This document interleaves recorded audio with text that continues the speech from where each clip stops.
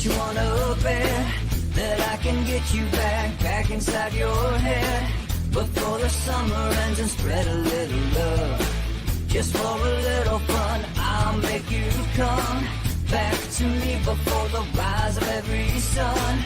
Baby, it's meant to be, I know you got a man, but he don't understand. You're gonna be a heartbreaker. You're such a love taker. So just suck me in and you can toss me like a cigarette. 'Cause I just wanna be a bad habit, yeah.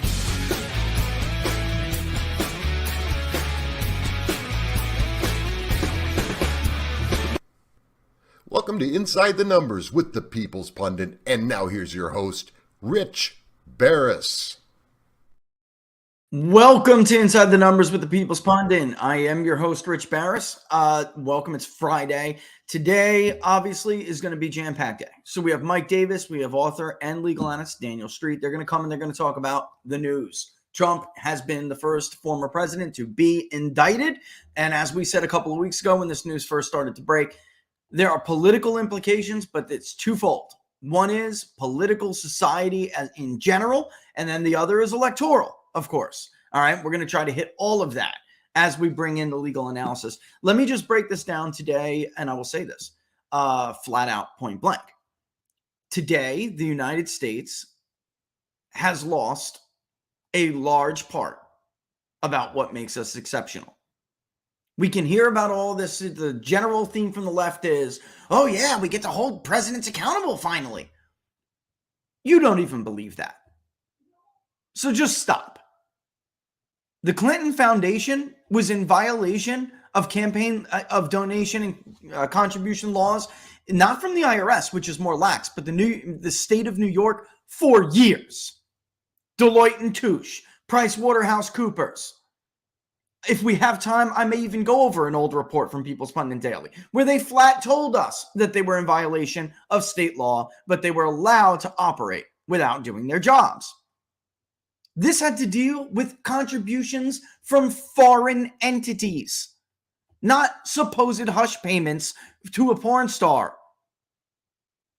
All right, so we lost what makes us exceptional. And what truly made us exceptional, folks, is that we settled our political differences in the ballot box, not the juror box. Está declarando el presidente Trump. President Trump has declared. Expresidente Trump. Que lo van a detener. Ex-President Trump has declared that he will be arrested. Creo que hoy. I believe today. Por un asunto. Because of an issue. Supuestamente, como dicen supposedly, presuntamente. Or as lawyers would say, allegedly. Sí, amoroso. Things of love. Que lo van a detener. They want to arrest him. Si fuese así, if that is the case, pues todo mundo sabría. Then the whole world would know. Porque no nos estamos chupando el dedo. Because we're not sucking on our thumbs over here. Que es para que no aparezca en la boleta. That the real reason they want to arrest him is to remove him from the ballot. Y si digo esto es porque yo padecí de la fabricación de un delito. And I say this because I too was a victim of a fabricated crime because they didn't want me to be the candidate. Y eso es completamente antidemocrático. And that is completely anti-democratic. Porque no se le permite al pueblo que sea el que decida. Because they're not allowing the people to be the ones who decide. We now join the ranks of failed narco states. Congratulations to Manhattan District Attorney Alvin Bragg and everybody else who's so blinded by hatred for one man that they can't see what this does to the entire country and the future of it. So, what does this mean politically? Before we bring on the legal experts and they can tell us something we don't know, because I'm not a lawyer. There are a whole lot of people talking on Twitter and social media about how independents are going to see this, a whole lot of people who don't actually talk to these people for a living like I do. A lot of this, I think, is probably baked into the cake. But I'll tell you what it does do. And we're going to go through a bunch of reactions. It 100% solidifies that Trump or bust vote that Robert and I talked about so much on What Are the Odds on Monday. These will be people who will only vote for Donald Trump. They are not going to vote for any other Republican nominee. Period. There's a couple clips I want to play. Let's get into the first one. He's a great example of this. Perfect example of this. These people will feel permanently defeated, and they will leave the political process perhaps forever. That's what's going to happen. Maybe they never even joined the political process and they were going to this time. In case you missed my tweet earlier, there is an extremely high level of interest surrounding this upcoming presidential election. By the way, Laura, I'm old enough to remember when Donald Trump said in the debate, in the second debate, well, that's right, Hillary, it's a good thing I'm not in charge. You'd be in jail. And it was hysteria. A presidential candidate is threatening to lock up their political opponent. And then with Joe Biden, who the president was referring to, extortion. You either drop the case against my son or I hold back $2 billion in aid, which is your money. What was the great crime there? Joe Biden was leading in the polls.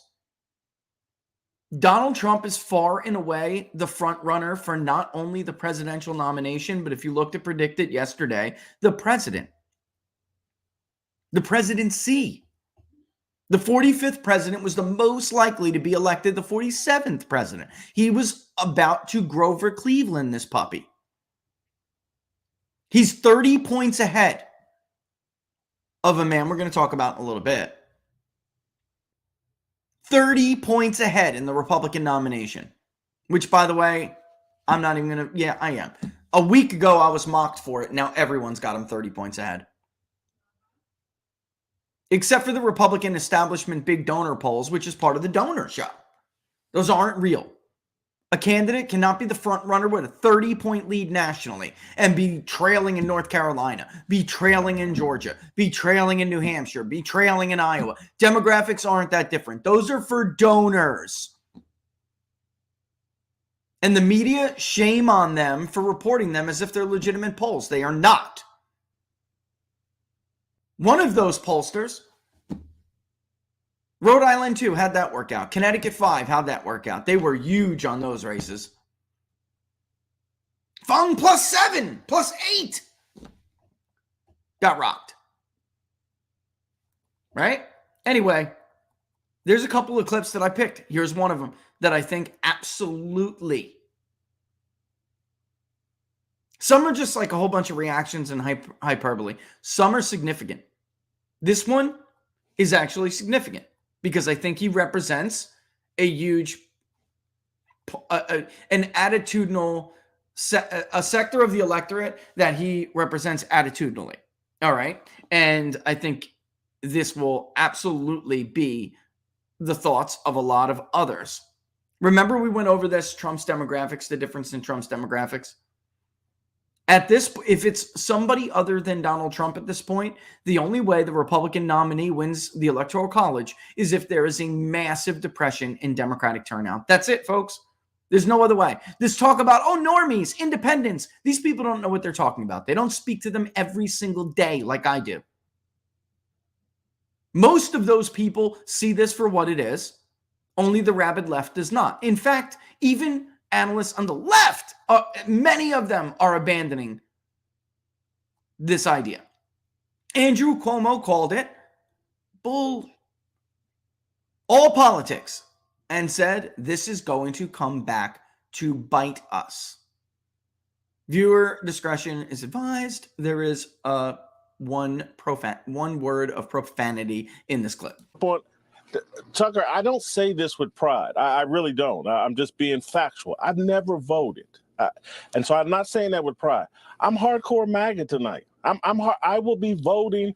I am hardcore MAGA. I've never voted. I did, I observed Trump. I'm somewhat supportive of Trump, but they have made me MAGA.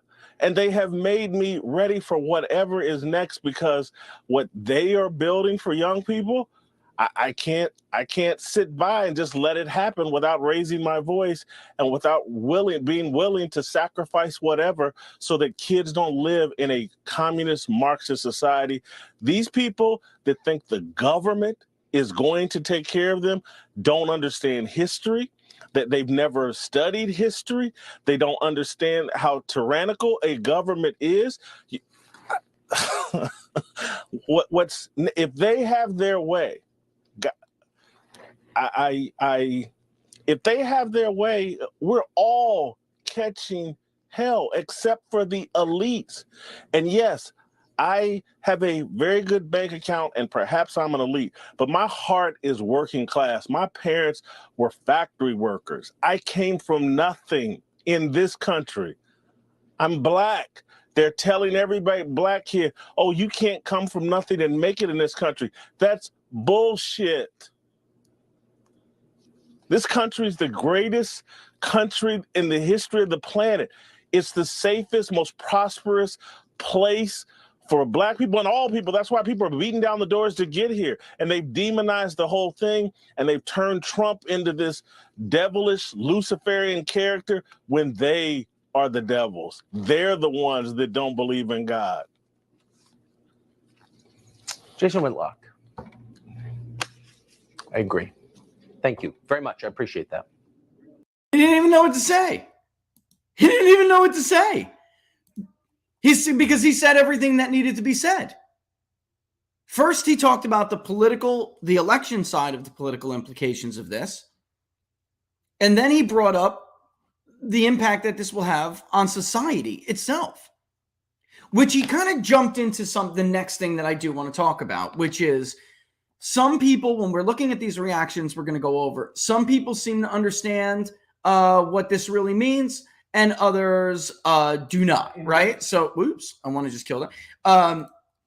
There are really two reactions today. You have the Mark Levin-like reaction. You have the Gunnery Sergeant reaction, Jessica Duffy. You have and then you have these others who think that like a cookie cutter press release is still good enough. By the way, Elise Stefanik, you keep this up, you're going to be the first Republican female Speaker of the House one day. That was a very strong statement. The problem, and we're going to get into Ron DeSantis' response, because look, I said collapsing in the polls. He reversed his response. He reversed his response. Stop it. You're the same people on my timeline that just all day yesterday, before the indictment came, you were saying that it was a scam so Trump could raise money, that he made up being indicted so he could fundraise off of it. So, I mean, just stop. And if you move on without admitting to people that you were wrong and that was a grift, people are not going to trust you. Where you're at on Twitter right now is your cat. Doesn't matter what candidate's paying you to be an influencer, it's a cat. Because there's somebody who has done this never for a single candidate, built an audience based only on what people trust that is coming out of my mouth. I will tell you, you will go nowhere like that. Nowhere. Because my audience blew up when it became, even when they didn't want to hear what I was saying. Trump is going to lose the Electoral College in 2020. Many of my audience did not want to hear it. Rich, oh my God, Trump lost 2 in Michigan. They didn't want to hear it. But they appreciate that you tell them the truth. If you just grift and grift and grift and grift without ever admitting you're wrong, like, oops, I got Pennsylvania wrong, then your time in this business is very, very limited. You have hitched yourself to a candidate, and you don't seem to understand yet that candidates come and go. And your candidate may be next, by the way. You may be on the chopping block next. And all of those little text messages you guys sent back and forth, the FBI is going to read them. And then maybe you're next. They're already reading them. Right. All right. So then there's this, I think that, and again, it's a second but last clip from Tucker, because I think that Ned Ryan is a great example of the one who seems to actually, really get it. We're in a Cold War, Civil War era in this country in which we have to decide and commit to the policy of mutually assured destruction. Democrats are launching nukes at us. We better decide we're launching nukes back at them until they stop. And if we don't do it, if we don't understand, right now we have two sets of laws, a bifurcated legal system in which one side gets the entire legal system thrown at it, go to jail, and the other one gets to skate free. And if you don't fight it, and if you just accept it, we will slouch our way into a one-party state, one-party system, which ultimately ends up in authoritarianism. The stakes here, I can't even begin to tell you. Which, by the way, I got to just stop, because, by the way, this is what happened in New York, ladies and gentlemen. This is what has happened. What Ned Ryan just said is what has happened in states like New York, in states like California. Joe Biden is absolutely using Alvin Bragg to do his dirty work because he is in a blue state where, as crummy as it is right now, the economy, the environment, safety, public health, as garbage as it is in the state of New York right now, Lee Zeldin could still not defeat a 5 generations ago failed attempt at AI robot politician Kathy Hochul. Because had Lee Zeldin won that race, Alvin Bragg would be gone. This is the result of Alvin Bragg not having to worry at all about blowback. That's why federal prosecutors who actually look at these types of violations for a living didn't bring a case. They have consequences to worry about. In a one-party system, you don't. It's now officially a full-blown cartelized system. It is not a democratic one. By Schneider's definition, there is no concern that the public may restrain the government. It's over for that. It's too late. And it's a cartelized system run by the machine. Let's get back to Ryan. You how deep and how consequential the stakes are of what's taking place now. And I have to tell you, Tucker, my greatest fear is that too many Americans, too many Republicans are asleep in the light and don't understand what's going on. And if they don't wake up and don't know what time it is, we will find ourselves on that path to one party state in authoritarian government. Yeah, probably not the best time to give. I don't really, I have to let Tucker go on for another second or so. You get the picture. All right, so that's political implication, again, from the aspect of society, system of government, all right? But this idea, again, going back, because I'm going to share it right now, this idea, okay, that these normies are, going to be turned off by this. It was 100% true, and you can support the guy until the cows come home, all right? But it's 100% true that this was the DeSantis campaign strategy. And by the way, why would you switch your positions based on political expediency if you're not running for president?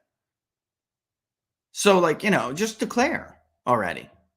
Just get in. You're doing a little dance here. It's an unnecessary dance. Everybody knows you tried to change the law yesterday. What am I talking about? You're not allowed to run for president if you're going to be governor of Florida in the state of Florida. Yesterday, they moved on the very day that Alvin Bragg got the indictment, returned the indictment, by the way. Yesterday, they moved to get rid of that law. Florida's had a very long tradition of this. Why? Because, look, it's been the culture in Florida for a while. If you want to run for the presidency, then you shouldn't be dedicating all your time to that. You should be dedicating your time to being the governor of Florida. So you have to, and I get, you people want to move up. I get that, but in the state of Florida, that's how it's been for a long time. He doesn't want to give up being the governor of Florida. Why? Because he's 30 points behind. And this idea that the nominee is never the front runner this early. folks, have you not noticed we're not in a period where historical norms hold true everywhere? If historical norms held true, Donald Trump would have been reelected in a landslide. Republicans would have won 250 seats in the House of Representatives. They would have won at least a 52 to 54 seat majority in the U.S. Senate. These norms are not holding for a reason anymore. And Levin is going to make, I know I'm running up on time here. We're going to have our first guest here in like 10 minutes. So I'm trying to be quick. But look, I will say this on political, as far as elections go, on political implications. You just heard, not Ed Ryan, before that, Jason Whitlock, you just heard one of these normies. They're not participating, they're not participating in the process because they feel the process is broken. They certainly don't identify as Republicans or Democrats. They are independents or something else. Who do you think these people are in this? Who do you think these people are? They're in that column, folks. They're in that I would not vote at all column. And you better rest assured Democrats are going to vote. Likelihood to vote is enormous right now. Enormous. Democrats are only about 3 points less likely to say they would vote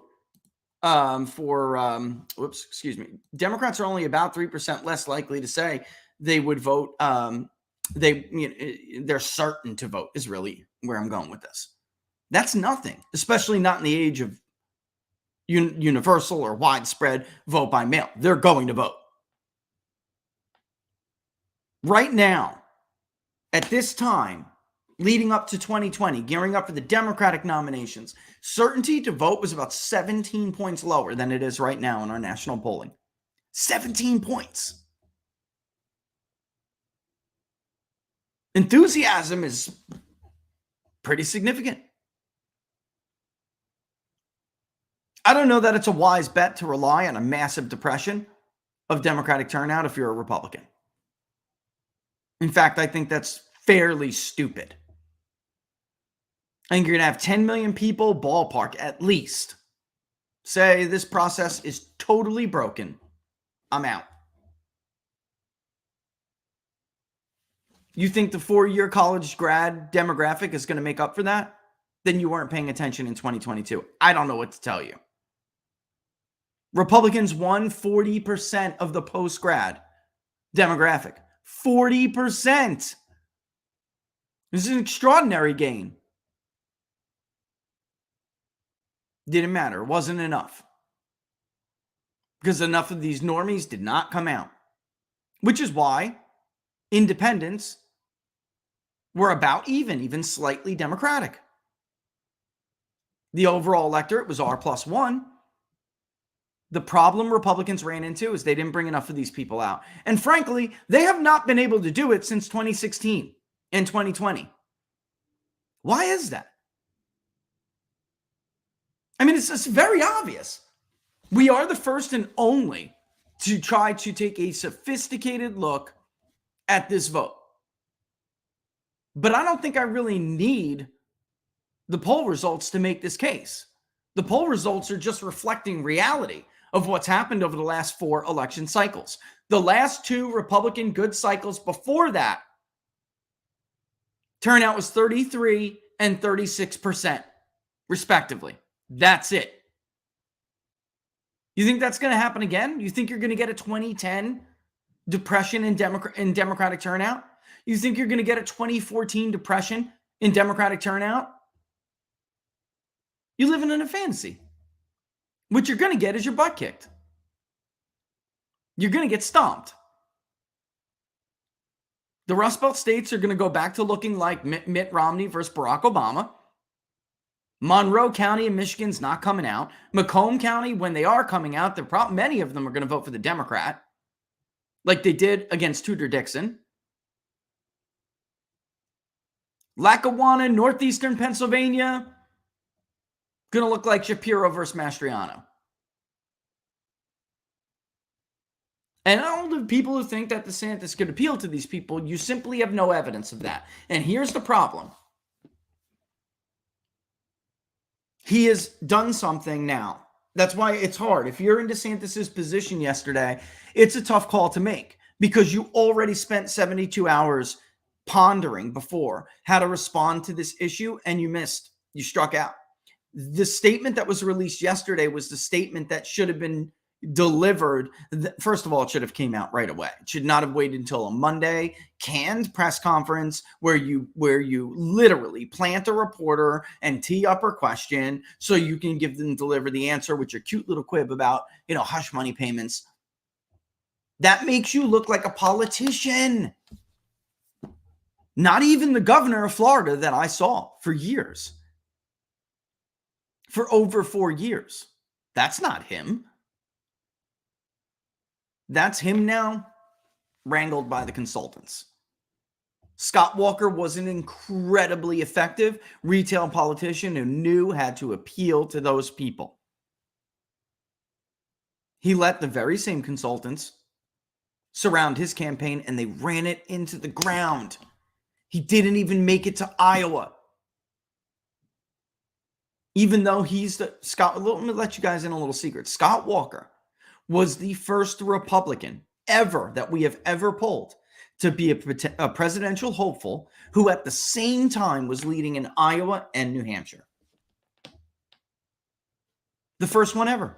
Now, I'm, 41. I'm relatively young in this game. Maybe somebody remembers doing that in the 80s, the 90s. I wasn't old enough for that, obviously. But in the modern era, Iowa even was tepid at best toward Rudy Giuliani when he was a dominant early frontrunner. And Giuliani was way ahead nationally. Well, not even as far ahead as Trump is right now, but way ahead nationally, ahead in New Hampshire, ahead in Florida, ahead in South Carolina. But in Iowa, he was grappling with it because they were different. They're a different breed. They're much, much more conservative. 2/3 will consider themselves, extremely conservative. Or very, not extreme. Just looking at the exit polls the other day on this. Moderate, very moderate in New Hampshire and in South Carolina. A lot of people think of South Carolina as the South that it somehow is, more like Iowa. It's not. The South Carolina primary is more like New Hampshire than it is like Iowa, than it is in Iowa. And I know it's Q&A Friday. We're going to get to as many as we can. But I want to do one more clip before we bring on our first guest. All right. Because I want him to respond to what he sees here, which is, to me, we don't know the total details of the case, but we generally know what the case surrounds. CNN is reporting it's 31 counts, something like that.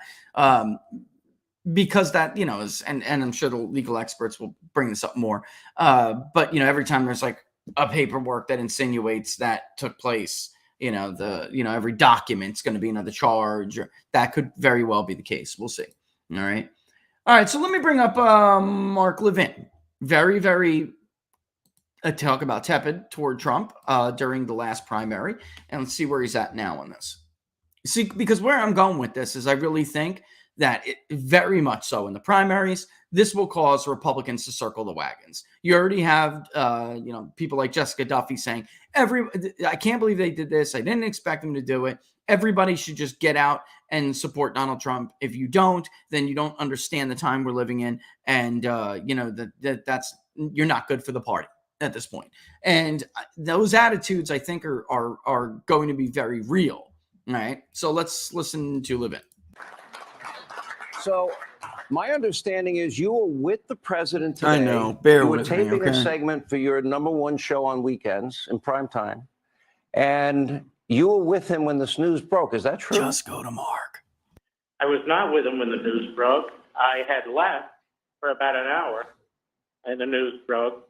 And he's a very strong man. I don't think there's many people that could be as classy and strong as he was. Having a very good day. We had a very good chat. But I want to dig into this now. Every Republican in the country, every conservative in the country, I don't care what kind of conservative you are, we must circle the wagons and defeat the Democrat Party, their DAs in Manhattan, Atlanta, their special counsel in Washington, these cases that they're bringing in Democrat cities with Democrat grand juries, with Democrat judges, with Democrat juries. This is a battle where the Democrat Party has now dragged the country into tyranny. That is what they've done. They want to change the election rules so they can't lose. The borders are wide open. They don't enforce the law. They want to pack the Supreme Court. They want to pack the Senate. They've gone after Trump on the emoluments clause. They've gone after him on everything they possibly can.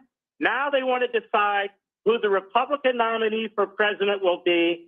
The Democrat Party is the party of profit. It's the party of Stalin. It doesn't believe that babies that are born should be protected after they're born, that it's a choice. This is a party that is out of control. Their DAs are out of control.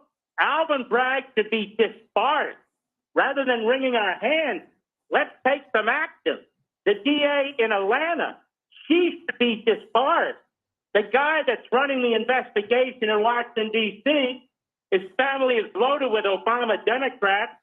Jack the Ripper Smith, his ass to be dragged in front of a committee of Congress, whether he likes it or not. And he should be subpoenaed too. It's time for the Republican Party to understand that this is a war on the party. It is a war on conservatism and MAGA. It is an effort to ensure that Donald Trump can never be president again. Look, he's the leading nominee right now in the polls. Have you ever heard of a local DA bringing phony charges against a possible nominee of the opposite party? The only person this benefits doesn't benefit justice. It benefits Joe Biden. That's it. You know, And we don't need to hear Hannity's take on it, do we, folks? So basically, I'm old enough to remember where it's an impeachable offense to go after your political opponent. Joe Biden's definitely, you know what? I want to keep the time I have with them, and I know we don't have that much time with at least one, so I'm just going to bring them on if they're ready. They're ready to go. Because, look, this isn't my shtick, folks. You know, I'm not a lawyer, but I'd love to get their analysis of this because, once again, folks, memories are short. Memories are really short. All right, first up, and I'm going to bring you guys in at the same time. First up, both of you, thank you for such short notice joining the show because I know that everybody's time is precious here at this point, but also you guys really came through. It was very short notice, so thank you for joining us. Mike Davis, Article 3 Project, former clerk Justice Gorsuch, author and lawyer Daniel R. Street. By the way, he's been on the show before. If you haven't checked out his books, check it out because I'm going to go out. Daniel, I'll go to you first. Thank you, gentlemen, for joining. I'll go to you first. You have done your work, your body of work is documenting how hypocritical and how much the media has, pushed this malinformation, disinformation in order to advance these agendas. And it doesn't matter one day to the next if they change their mind. It just doesn't matter. What's your overall reaction before we get into specifics of this indictment? Where are you at on this? Sure. Thank you. And thanks for having me on. And it's a pleasure to be on with Mike, who I follow very carefully on social media.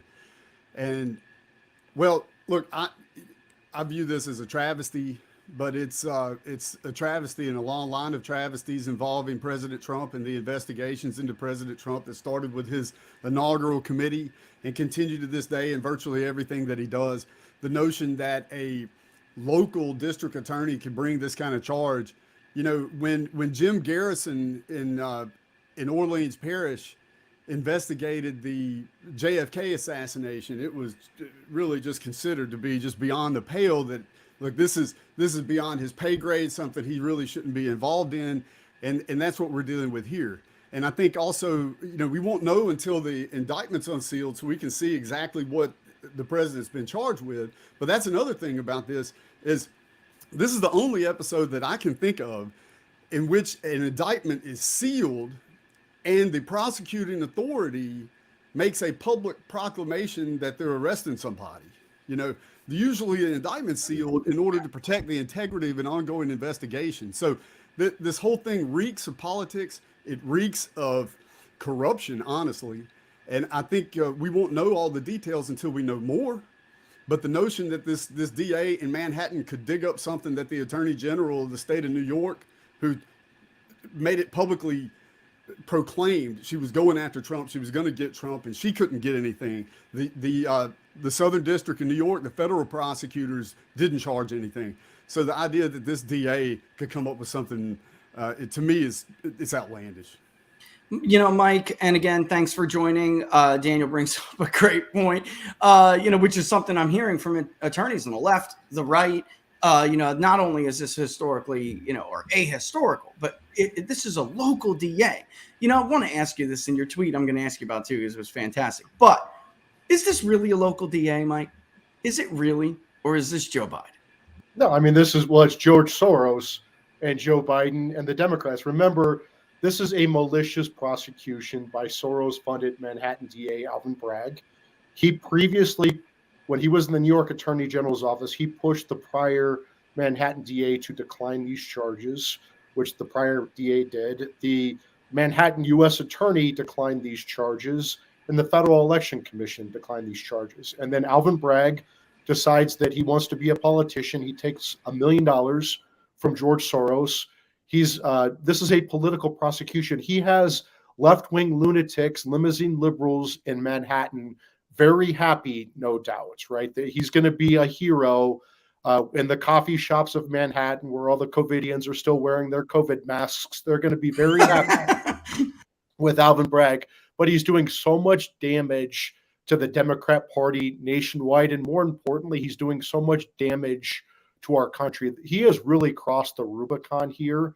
This is crazy that they are charging Trump for settling a nuisance claim from 2016 based upon activities that may have happened like back in 2005. It's not a crime to settle a nuisance claim. If wealthy businessmen go to jail for settling nuisance claim, every wealthy business person in America would be in jail. This is, even if it is somehow a books and records misdemeanor, which I don't even see how it would be that, but let's say it's a books and records misdemeanor. That's a 2-year statute of limitations. The statute of limitations has long expired. I don't know how they're going to say that this is they've tried to bootstrap federal election law apparently with New York law to charge a felony in New York for a campaign finance violation. It's just a laughable legal theory that even the New York Times and Washington Post has thrown shade on. But I don't know how you're going to be within the 5-year statute of limitations. Apparently, they're looking at like 30 charges. I don't know if they're going to try to charge for every time Michael Cohen sent a legal bill. This is just a completely bogus theory. And think about who Alvin Bragg's star witnesses are going to be. You have a disbarred felon attorney in Michael Cohen and a stripper in Stormy Daniels. Like, really? Look, the Democrats, this is part of the lawfare against Trump by the Democrats. They have the special counsel investigation. Garland special counsel Jack Smith is investigating Trump for the non-crime of Trump having his presidential records in the office of former president and Mar-a-Lago, which is allowed by the Presidential Records Act.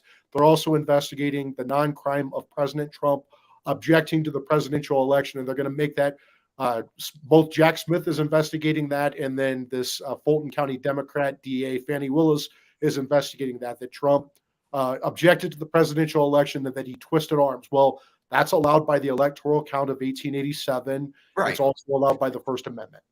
Right. I mean, Randy, Daniel, he just brings up, and this is going to middle name, Daniel, he just brings up the point too, that this really crosses the Rubicon.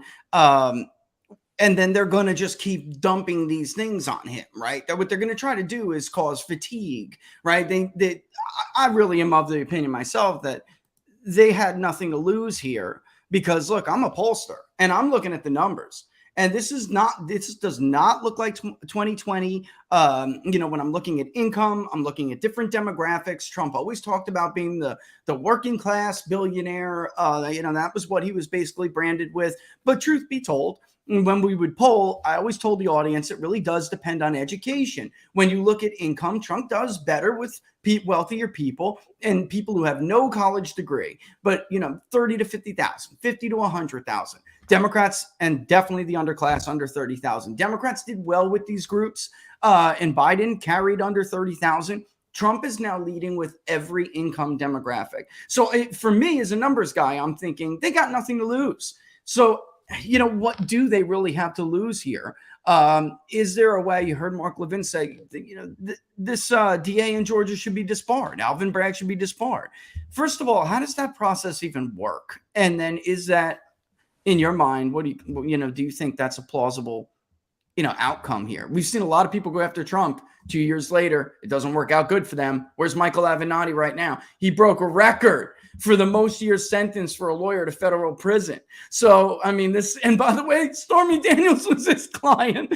I'll just let you deal with this, Daniel. What do you think about this concept? Could that be the case a year and a half from now, 2 years from now?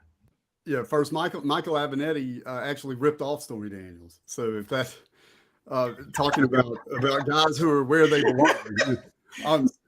Rich, the effort to sanction or discipline an attorney is ordinarily governed by the state.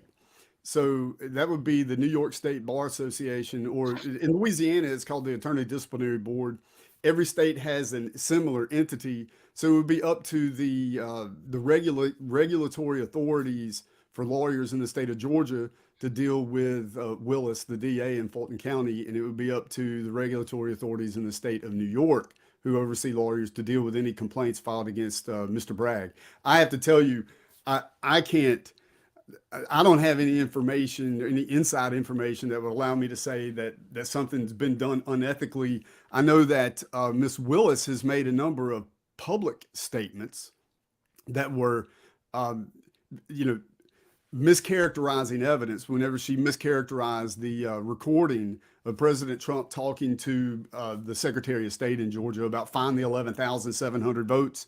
And she made it like he was talking about find me 11,700 votes. And what he actually was referring to was finding 11,769 illegal votes, which would be perfectly legitimate effort.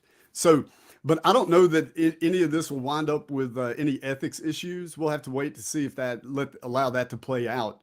But I think that the DA in Manhattan in particular is treading on some really thin ice, relying on Michael Cohen. Michael Cohen's made public statements, and he's made statements to tribunals, including the Federal Elections Commission and including courts, that President Trump didn't even know about the payment that he made, the $130,000 to Stormy Daniels. So it's ethically questionable for a lawyer to come into a grand jury and take that witness and present the exact opposite testimony. It's definitely questionable. Now, whether it will get him sanctioned or not, I don't know.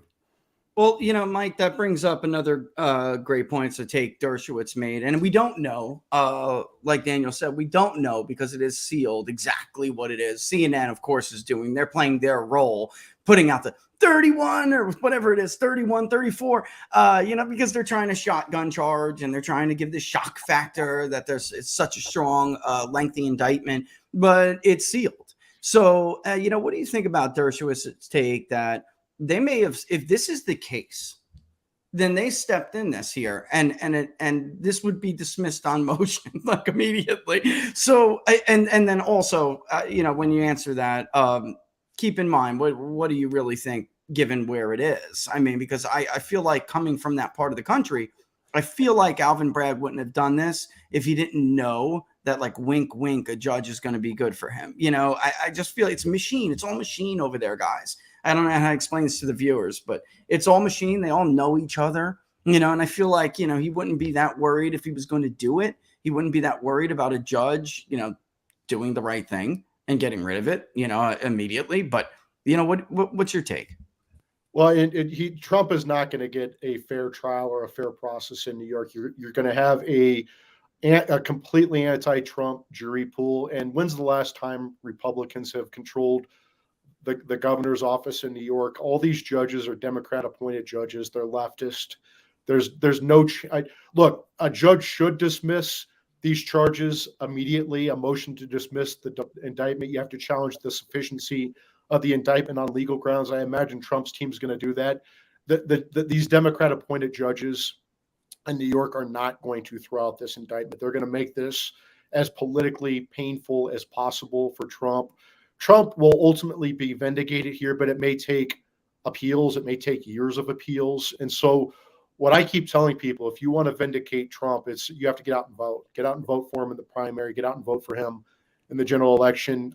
What I've seen is people who are tired of Trump or don't even like Trump. This is bringing them back into Trump's fold. A lot of even independents who I know they've all reached out to me since I've been doing my media tour on this. They've been saying they're so sick by what the Democrats are doing here with their obvious political lawfare against a political opponent here. What was so stupid about Alvin Bragg is this is the weakest case out of all of them. They're all weak, but this one's like laughably, stupidly weak. It's almost like I've been saying this. It's like when I was running the Kavanaugh confirmation for then Senate Judiciary Committee Chairman Chuck Grassley, when the Democrats threw 6 bogus charges against Kavanaugh that essentially he was a serial gang rapist in his teenage years. It was our friend Michael Avenatti who bursted onto the scene, manna from heaven, because his sleazebag client Julie Swetnick and Michael Avenatti brought their claim. It was so laughably stupid that it undermined the other 5. This is the same thing that's going to happen here with Alvin Bragg. It is so laughably stupid. It's going to undermine Garland Special Counsel Jack Smith's. It's going to undermine Democrat Fulton County DA Fannie Willis's. All these, they're investigating 9 crimes here. These are all bogus investigations. It's lawfare, but Alvin Bragg is the Michael Avenatti of today's lawfare. He's a clown. So, you guys both just, brought up some stuff about the process, and ultimately this may not be resolved by the time people start voting. And, for you guys studied law. All right. So to me, I'm not even a lawyer, but to me, it's, we talk about what makes America, morally better. And I'm not one of these like foreign policy moralism people, I'm very much a realist, but when it comes domestically, what makes us special is that I played the Mexican president Abrador before. And, he said it. He was like, I've been a victim of this before. This is a disgrace. This puts us on par with like a narco state, gentlemen, a narco state, so would like to know both of your personal views about this. Daniel, you first. I mean, how do you come back from this? As somebody who obviously, from what you guys do, you revere the rule of law. How do you come back from this? We crossed the Rubicon now. It's happened. It's done. How do we set this right? I think, me personally, I think this gets worse before it gets better. And the reason for that is, and I've been saying this on social media, and I have to agree with Mike that I just don't believe that President Trump's going to get a fair shake in New York City. I don't think he's going to get a fair shake with the jury. He's going to get a fair shake with the judges either, but we'll have to wait and see about that. But I've been telling everybody that the way to put a stop to this is for every Republican district attorney and every Republican attorney general in the state in the country to immediately start investigating in every conceivable way, fashion, or form, every Democrat within their jurisdiction. And then let everybody know that it will stop when the Democrats stop. And the irony behind that is that requires all of us to make the situation worse in order to make it better. And I think that's, in my opinion, the only way to get this under control. I'd like to hear Mike's take. Yeah, I was just going to say, because look, that's the Ned Ryan perspective. That's the Mark Levin perspective. At this point, and I think, Mike, you touched on it, I'm getting the same text messages. People who are donors who are like, I thought it was time to move on from Trump, but my God, you have to, the audience has to understand, people start to feel vulnerable when they see things like this happen. So they're like thinking about running to Ron DeSantis or even Nikki Haley. I know donors are taking meetings with Nikki Haley. They're going to hear her out, because it's, they think Trump was a great president, but it was a rocky, the ship was rocking every day, and you get, the seasick voter syndrome. But we're getting those texts, Mike, like now for me, the only way to win is for Trump to win. We have to circle the wagons. Otherwise, we're all going to be victims of this. And, I'm wondering what your impression is as well. I got to say, the high road, is it still time to take the high road, or is Daniel right? The high road's not going to get you anywhere but thrown in jail, Mike. I always say F the high road. Two wrongs don't make it right, but it makes it even. And I call this the dead chicken strategy. When I clerked for Justice Gorsuch, each one of the 4 law clerks for each one of the justices would go have lunch with the other 8 justices. And my 2.5-hour lunch, 3-hour lunch with Justice Thomas was the best 2.5, 3 hours of my life, because he talked about at this lunch growing up on the farm in Georgia, when dogs killed chickens, you would take those dead chickens and wrap it around those dogs' necks. And as that chicken rotted around that dog's neck, that dog lost the taste for chicken. We need to do the same thing to Democrats on lawfare. These are not, again, this is not our Democrat, this is not our parents' or grandparents' Democrat Party. These are not liberals who love America and just disagree with conservatives on the best way to get there. These are leftists. These are Marxists. They hate America. They hate equality. We see this with equity. They hate due process. We see this with Me Too. They hate free speech. We see this with censorship of misinformation and disinformation. We're not playing with rational actors here. We're not playing with good faith actors. We need to take off our gloves, put on our brass knuckles, and break their glass jaws legally and politically, not physically. So don't call the FBI, but it is so important that Republicans, these country club Republicans, and particularly the weakest Republicans of all, white Southern males, because they're so afraid of being called racist. We need to learn how to fight, right? We need to learn how to fight back against this stuff and give them a healthy dose of their own medicine. I guarantee you they will stop this lawfare immediately when we start indicting their side. You know, you just said we're not dealing with rational actors. I'm looking at the former speaker's tweet. We don't have to put it up. They just don't seem to understand. They don't seem to believe in it anymore, guys. They don't believe in due process. They don't believe in fairness under the law. Innocent until proven guilty. They don't believe in this. The former speaker, you had just 2 weeks ago, the majority leader of the U.S. Senate on the floor of the Senate trying to intimidate the Murdochs to take Tucker off basically the air, or, you know, don't let him run that footage of January 6th as if there's no First Amendment. You have Nancy Pelosi yesterday saying, you know, well, the jury's indicted and Trump will have to prove his innocence. And you know this, you know, Mike, I mean, I'm going to kick this to Daniel. You have a heart out, Daniel, soon. Do you have a heart out, Daniel? I think. No. Okay. I just want to make sure I'm not stealing anybody's time, but yeah, I mean, Mike's seen this. Look what they did to Kavanaugh. And it's this concept that you are guilty upon accusation and that you have to prove your innocence, as if the burden is on Alvin Bragg to prove guilt. And to me, that's different. You don't have to be a lawyer to see that they don't seem to believe anymore. And what I mean by believing is exactly what Mike said. This is not your grandparents' Democratic Party. This is different. What's your take on this, Daniel? I mean, without a doubt, and I'll tell you the irony about it is, if Nancy Pelosi was talking about a gangbanger who was charged with murdering some kids, he would have the presumption of innocence. But her political opponent has to go prove himself innocent, and people have to remember, when she was Speaker of the House under our constitutional scheme, she was number 3 in line to be in the White House if something happened to the president or vice president. So this is a person who's supposed to know what the law is, and the public statements she makes can have meaning, particularly to people who are politically aligned with her. So they're doing this on purpose, and I believe it's to undermine the ability of President Trump to get a fair trial, and the ability of people who support President Trump in order to raise public awareness about what's going on and get people, get public opinion headed the right way. So they're trying to turn it all around on its head because that's all they believe in. Now, we got a tough task ahead here.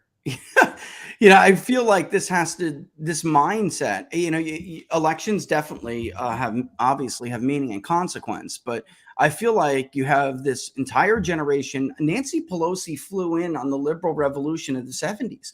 She's supposed to believe in this more than anybody, right? And now that's gone. It's gone with the wind. It's a short-term power grab every turn you make. Mike, I'm going to ask you to grade the other Republican candidates on the, would be and declared. on their response to this. I mean, it really seems to me, before I kick it to you, it seems to me you really have two branches. And you said it before, they're definitely those Southern. Georgia is a perfect example of those Republicans who were just scared. They're just always afraid of everything, being afraid of being labeled a racist, whatever it may be. But, you know, to me, I can see it. I can see it clear as day. You have one side that understands this and understands what needs to be done to move forward. And then you have others who are still running to consultants to try to craft the right message. And I'm going to ask you your opinion on how you think others have done. I did have a clip of Vivek, which I think I'd give him credit for that. But what do you think? I'm actually pretty impressed with all of them. I love Trump. I'm supporting Trump. I also like DeSantis. I would love to see a Trump-DeSantis ticket. I think it would unify the party. Unbeatable. Yeah. But I'm glad that this is a competitive, open primary. The more, the merrier. And I actually think that all of them have done a pretty good job between DeSantis and Pence and Vivek. And I don't know if Nikki Haley said anything or not. But look, I mean, it is the right thing to do, and it is the right politically thing to do for Republicans to rally around Trump right now on this indictment, this lawfare against him. Because look, if they can do this to a former president and future president and a billionaire, if they can do this to Teflon Don, who's been fighting, the left for decades, they can do this to any of us, right? And that's the reason they're going after Trump, is he is in the way. And there's no question, if Trump, if we don't win back the White House and Democrats take over the federal judiciary, if they take over the Supreme Court and the federal judiciary, we are absolutely done as a country. Our last line of defense is reelecting President Trump and making sure that we can continue our conservative control of the Supreme Court and the lower federal courts. Otherwise, we're toast. I think Laura's a stickler for equal time. I think I did a pretty good job, Laura. But, starting with you, Daniel, why don't you tell everybody where they can follow you? And for people who have not read Daniel's books, they're fantastic. But go ahead. Kick the floor to you before we go to break. Yeah, DanielRStreet.com is the website. The books are available on Amazon. I'm at Daniel R Street 1 on Twitter. And before I go, thanks for having me, Rich. It's a pleasure to be on with anytime. Mike. And let me say, if our next Republican president, Mike, I saw your post on Twitter. I'm going to be the first person to join the draft Mike Davis for Attorney General movement. I'm kicking it to you, Mike. Kicking it to you. It's acting Attorney General, Daniel, because I'll never get confirmed. I'll get one charity vote from Chuck Grassley, my former boss, and it will end his 60-year political career. So I don't want to do that. I'm just going to be the acting Attorney General for about 3 weeks. I'm going to go in there and just clean house and kick ass. I will fire Garland's special counsel, Jack Smith. I'll fire half the FBI, maybe even more, the DOJ, and I will absolutely make sure that any and all allegations against the Bidens, the Obamas, and the Clintons are fully investigated, and George Soros and Antifa and BLM and everyone else on the left. It will be the best 3 weeks of our life. And Mike, you got anything else? You got a great Substack. You want to share that with people? Shoot, I forgot what the Substack is. I think it's Mike Davis. It's Substack. Mike Davis. There we go. So it's my website's article3project.org, article number 3project.org, at article3project on Getter, Twitter, Truth, at article number 3project. And my personal, when I'm not kicked off, is at MRDDMIA, at MRDDMIA. That's my initials in Des Moines, Iowa. Thank you guys for having me join today. You're welcome back anytime. Thanks for coming on, both of you, especially on such short notice. I really appreciate it. All the best, gentlemen. Thank you. All right, folks. Check out both Daniel and Mike on social media. Daniel's books are amazing. Mike's commentary, his work that he's doing, you got to check it out. All right. So great to have them on. I can't wait to have them back again. So they say it's consensus. Two wrong. What was that? Because that's a short, Laura. We got to clip that. Two wrongs don't make a right, but it makes it what? Fair? What'd he say? That's so it's like an agreement from Mark Levin to Mike Davis to Daniel Street on down the line that this will not stop until they feel the same pain that they're making their political opponents pay. And this is why I have such a hard time understanding why people can't get past the rabid liberals I'm talking about. Why they can't get past the fact that this is not about Donald Trump. Of course, for voters, what we're hearing is that it is. So on Monday, we're going to have Joe Kent on. And for instance, great example. I'm not going to blow the whole story up, but Joe Kent at a fundraiser. Don Jr. scheduled to come at this fundraiser yesterday. News comes down that his father's being indicted and he still does Joe Kent's fundraiser. And it was just like the theme of this like loyalty thing. This is why I think they have not even miscalculated, but maybe misunderstand what potentially could happen here, because voters feel like this loyalty thing matters, that he had their back, and now they'll have his back. You know, it really is that simple. It's that relationship Rush Limbaugh always used to talk about, which of course he got mocked by the left and establishments, but he was right. That only really Trump could break that bond with these voters, these, core Trump voters. Only he could break that bond. And like Mike, we have heard a lot, like, look, I love DeSantis. I know one who even likes Nikki Haley. And to him, it's not that time anymore. It's a different time. And if we don't support this guy, we're all going to be next. That's the way they feel. You make these people nervous when you do this stuff. All right. But again, I think it is equitable. Two wrongs don't make a right, but it's equitable. We're clipping that. All right. We are definitely clipping that. But I don't, the nice loser way got us to where we are right now. So I don't really see how that could be a plausible path forward. This is why those of us, again, who could see past, you can't let your hatred or your fear cloud your reason. And you have to be able to see clearly through the fog of all those emotions. And, the impeachment stuff, this is people like me and others. We're yelling, you do this, it will be reciprocity for the foreseeable future. And I think Daniel's right. I think this gets a lot worse before it gets better. And that's sad because, again, what made us truly exceptional was what I said before. We settle our differences in the ballot box, not the juror box. That you leave for narco states and oligarch-run countries in Eastern Europe. Political persecutions. Well, for those, again, I'm gonna take a lot of your questions when we come back. I see a lot of great questions. When we come back to, I'll also touch on whether or not, can Trump and this idea of, the independents won't vote for him. Folks, this is sadly not the first country this has happened in. And in fact, there has been a wave, a modern wave of these populist, I don't want to say right wing because I don't think that's accurate. I would not call Obrador like right wing. If you remember when he became the president of Mexico, a lot of people in the media were saying, well, he'll never get along with Donald Trump. If Trump's, the president again, they didn't have they did actually. There's Bibi Netanyahu, right? He did it again. He did it again. People like a good story. There's Lula, right? Who you may say is a radical leftist, and Bolsonaro was the true populist, but he was portraying himself as one. It happens. So we're going to look into it and see whether or not we think that could happen again here. And we'll to look at some of this other data. It's to me, as a numbers guy, this comes down the moment the man takes the biggest lead he's ever had. Come on. It's so transparent. I don't know how you let your hate cloud it like that.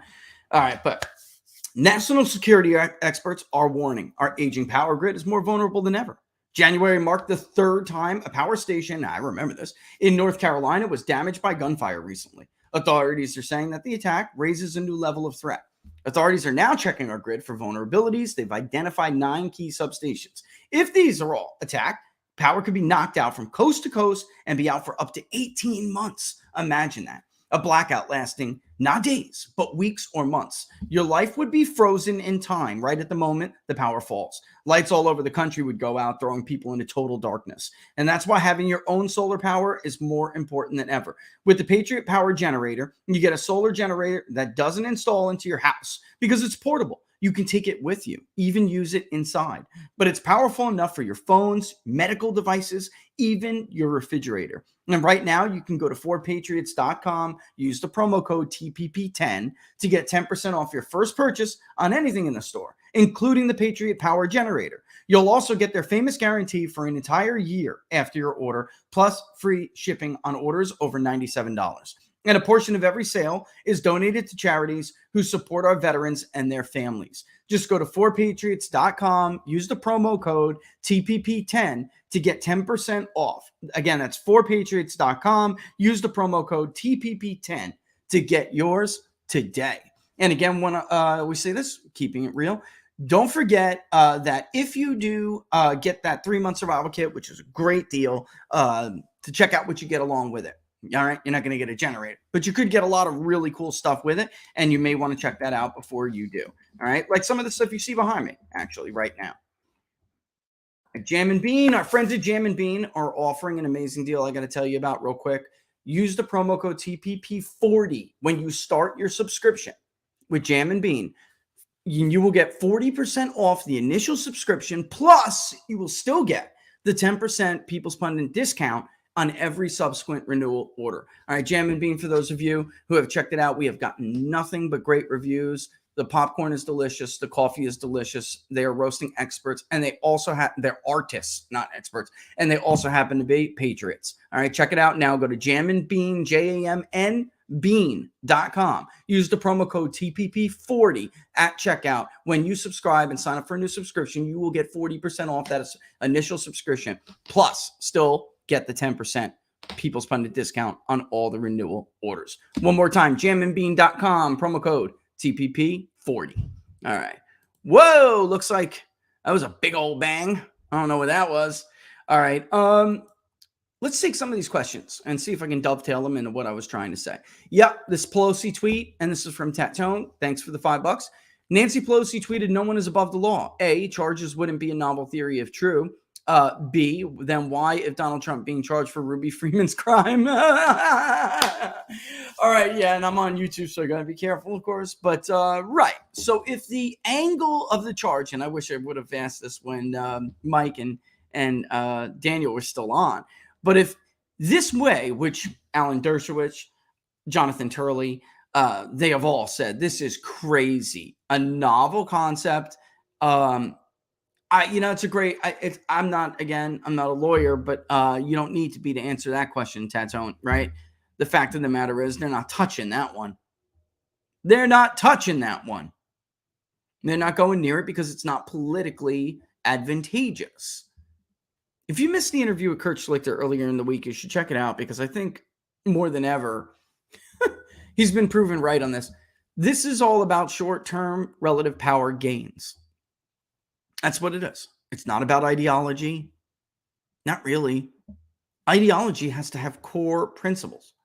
It has to have some kind of consistency. These people change those principles constantly. Molly Hemingway retweeted before she nailed it. And you know what? Let me grab it because we are talking about reactions here. Let me grab Molly's tweet and I'll let her speak for herself. But I think she nailed it because this is what we're talking about. Where are you, Molly? Come on. You said it right. Oh, and my God, she also quote tweeted, "Remember when the media and other regime members tried to say this guy was above board? James Comey. He just tweeted yesterday, 'It's been a good day.' Chris Christie, who was just in New Hampshire telling voters I'm the only one who can beat Donald Trump in the primary, assured you that James Comey was an honest shooter. You don't remember that? Oh, I've known Jim for years as the assistant district attorney." What a load of crap. Guys, just absolutely incredible. And you know what? I should be fair to Vivek and play that, what I was talking about. But what Molly had essentially said, and where is this? Sorry about that. I don't want to take you out of context, Molly. So give me a second. You know what? Should have her on as well. And I should get Vivek's thing ready because I think it's only fair to play Vivek's statement since I mentioned it, right? I think he's done a pretty good job. Her point generally is that the very people, and this is the inconsistencies we're talking about, the very people, here we go. Here it is. I'll let her do it herself. All right. Because this is so true. You remember the rules and norms, everything's breaking down, the rules and norms, the rule of law, blah, blah, blah, blah, blah, blah, blah. Truly heartbreaking how the left's obsessive hatred of one man is resulting in the destruction of every norm and standard holding this republic together, and difficult to know what to do to stop their hate and its destruction. Lord have mercy. Well, I think Daniel and Mike just said it. Daniel made it very clear. They will stop when you start dishing out making them taste their own medicine. You start investigating and indicting all of their friends and them, and this will stop real fast.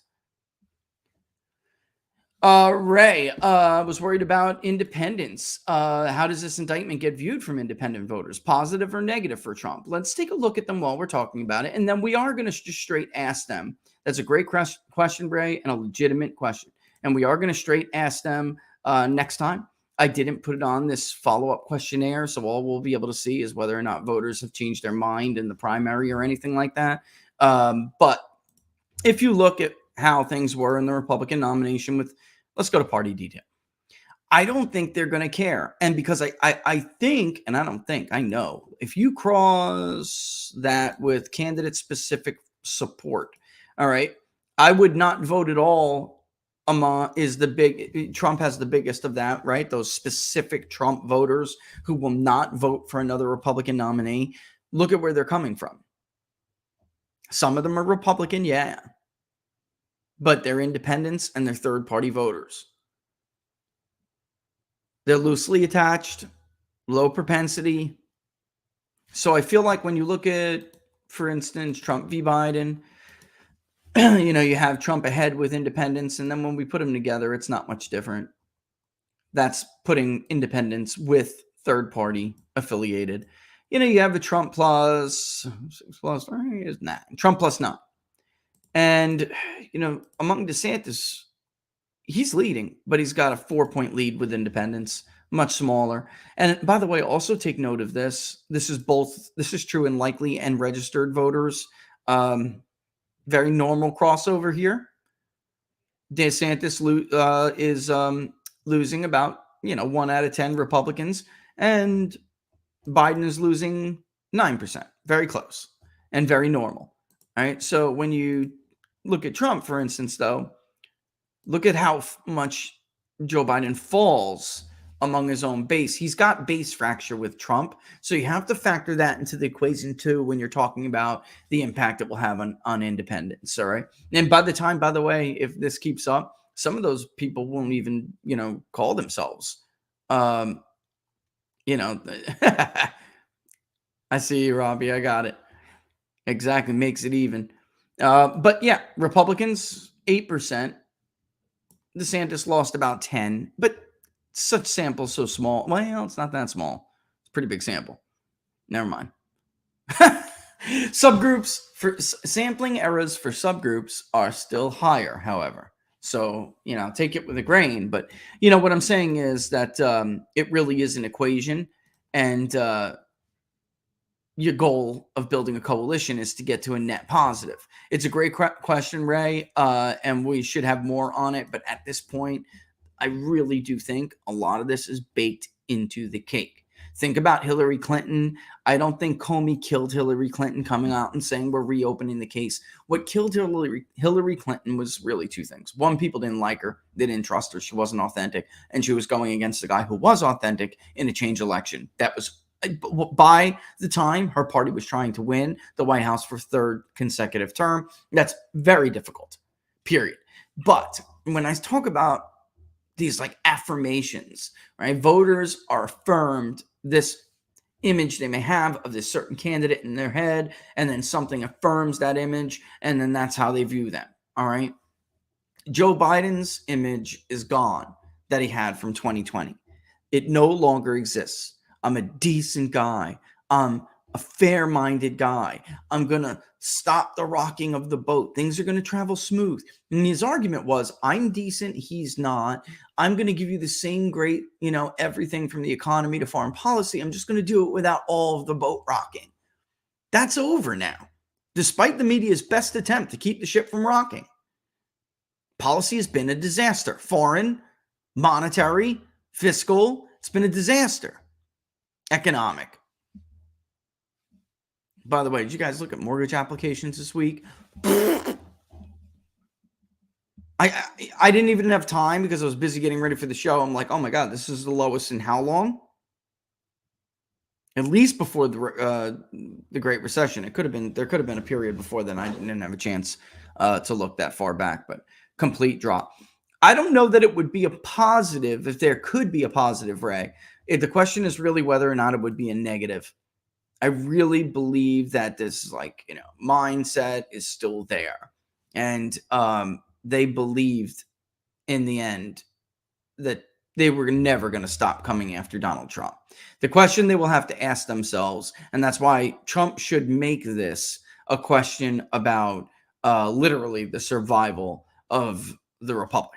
Not just in the normal, this is the greatest election in our lifetime. It's the most important. We always hear that every election cycle. That literally, whether or not you are seen by the state as a citizen is in jeopardy right now. Do you favor the Bill of Rights or do you not? This has to be a much bigger argument this time. If they decide that, and by the way, think about what could happen in 2 years. We could have a total financial collapse. And then they will look back on Trump and they will say, you know what? I don't care about some political shenanigans. Even look at all they threw at him, Ray. The Mueller report or the Mueller investigation, all the impeachments. I mean, it still didn't really take him out. Mark Levin was right. COVID and changing election rules and laws to exploit is what took him out. He still would have won. In fact, he would have won overwhelmingly. Nobody's ever gotten that many votes as a sitting president. They just changed the rules so they can get more, right? I do want to show, too, before we move, I want to get to more questions, but I do want to briefly just show, this is incredible to me. You have Republicans slightly more than Democrats saying they're certain to vote. Independents, even 3 out of 4 independents are saying that. This is ridiculous for this early. Overall, 82%, that's 17 points lower than than total certain to vote likelihood at this point, roughly, because it was April in 2019. So this is a huge deal. Huge. People are pumped. They're going to vote. So again, if you're like banking everything on there being a collapse in Democratic turnout, you better think again. It's not going to happen. The only question is whether or not the Ross Perot-like voter, the Trump or bust voter, is going to vote or not. That's the only question here. George W. Bush's people in 2000 against Al Gore were petrified that Pat Buchanan was going to pull as much vote away from him as Perot pulled away from his dad. By the way, they hated Roger Stone. They hate this guy. They hated Roger Stone. Had a lot to do with Pat Buchanan's, and so did Donald Trump, for that matter, had a lot to do with destroying the support that the Reform Party had back then. In the end, Pat Buchanan got what, 0.5%? You had, what's his name? Nader, Ralph Nader, do better than him. All right, but extremely is already up to 51. Men are more likely than women. This could help DeSantis, by the way, or this could help, I would say, I was on, it was taped. I'll be on Emerald Robinson's show, The Absolute Truth with Emerald later tonight. And you will see we went over in detail gender and how this new shift among women is actually a big deal for Donald Trump's support. All right. So the fact that women are, it's, the electorate right now, we have it almost relatively even for gender because women are not as likely as men to be not only enthusiastic, that's not really a big deal for us, but watch, certain to vote. Men 86%, women 78%. So that could lead to, like for instance, if that had a big impact, then maybe DeSantis would be at like 25 or 26, and Trump would be, well, he's going to be around 55, I think, when we're done with this one. But, maybe he'd be at like 52 or something. But it may not be the case. It could be the case that men are just more difficult, and they are. And they're going to end up going for one candidate for roughly the same margin as women, and then it's another ballgame. All right. So, yeah, I wanted to just bring that up and show you that. And then any demographics that seem to matter, particularly, let me see if I can get one. Region. Let's see if region. Oh, yeah, region and area. So the Northeast, always very high participation. The West, significantly higher. Significantly higher. 82 in the South, which is a Republican area, obviously. The Midwest, about 80, as well as the Northeast. So the Northeast and the Midwest generally on par with each other. The South, slightly above them. The West, above everybody. What does this mean? You could expect big turnout in Nevada, big turnout in Arizona. It's a big deal. This is, I'm bringing it up because it matters. All right, by area, one more real quick before we get back.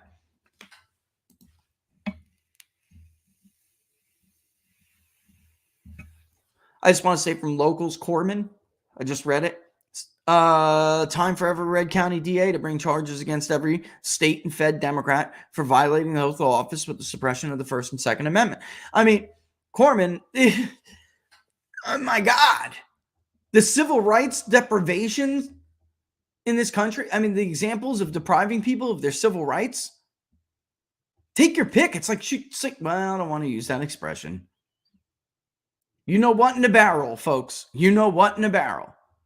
There is no shortage of what both Daniel and Mike were talking about. There is no shortage. You don't have to go hunting for crimes. They exist everywhere. They're occurring at all times. Jay says Trump just has to come out with a shirt when he's booked that says, "I told you so." Yeah, I mean, pretty much.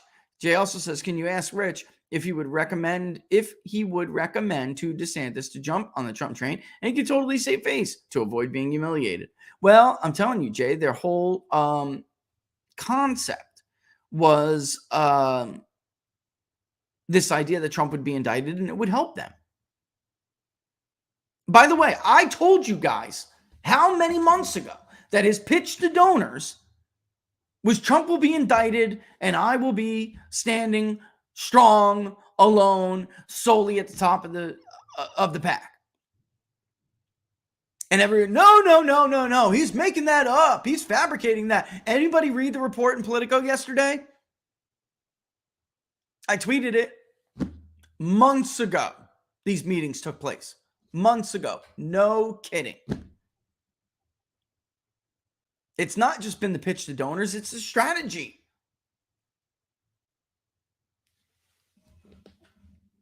Derek says, can you tell Rich to go after Pedro? He's talking about Pedro Gonzalez, I imagine. I guess. Yeah.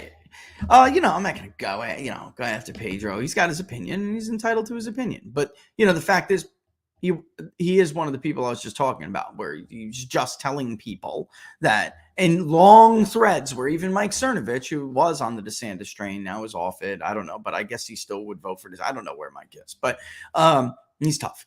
But even he said, can you just, people who are trying to run this idea that Trump did this for a fundraising ploy, you're going to look stupid. Stop doing that. And there were whole threads by not just Pedro, others.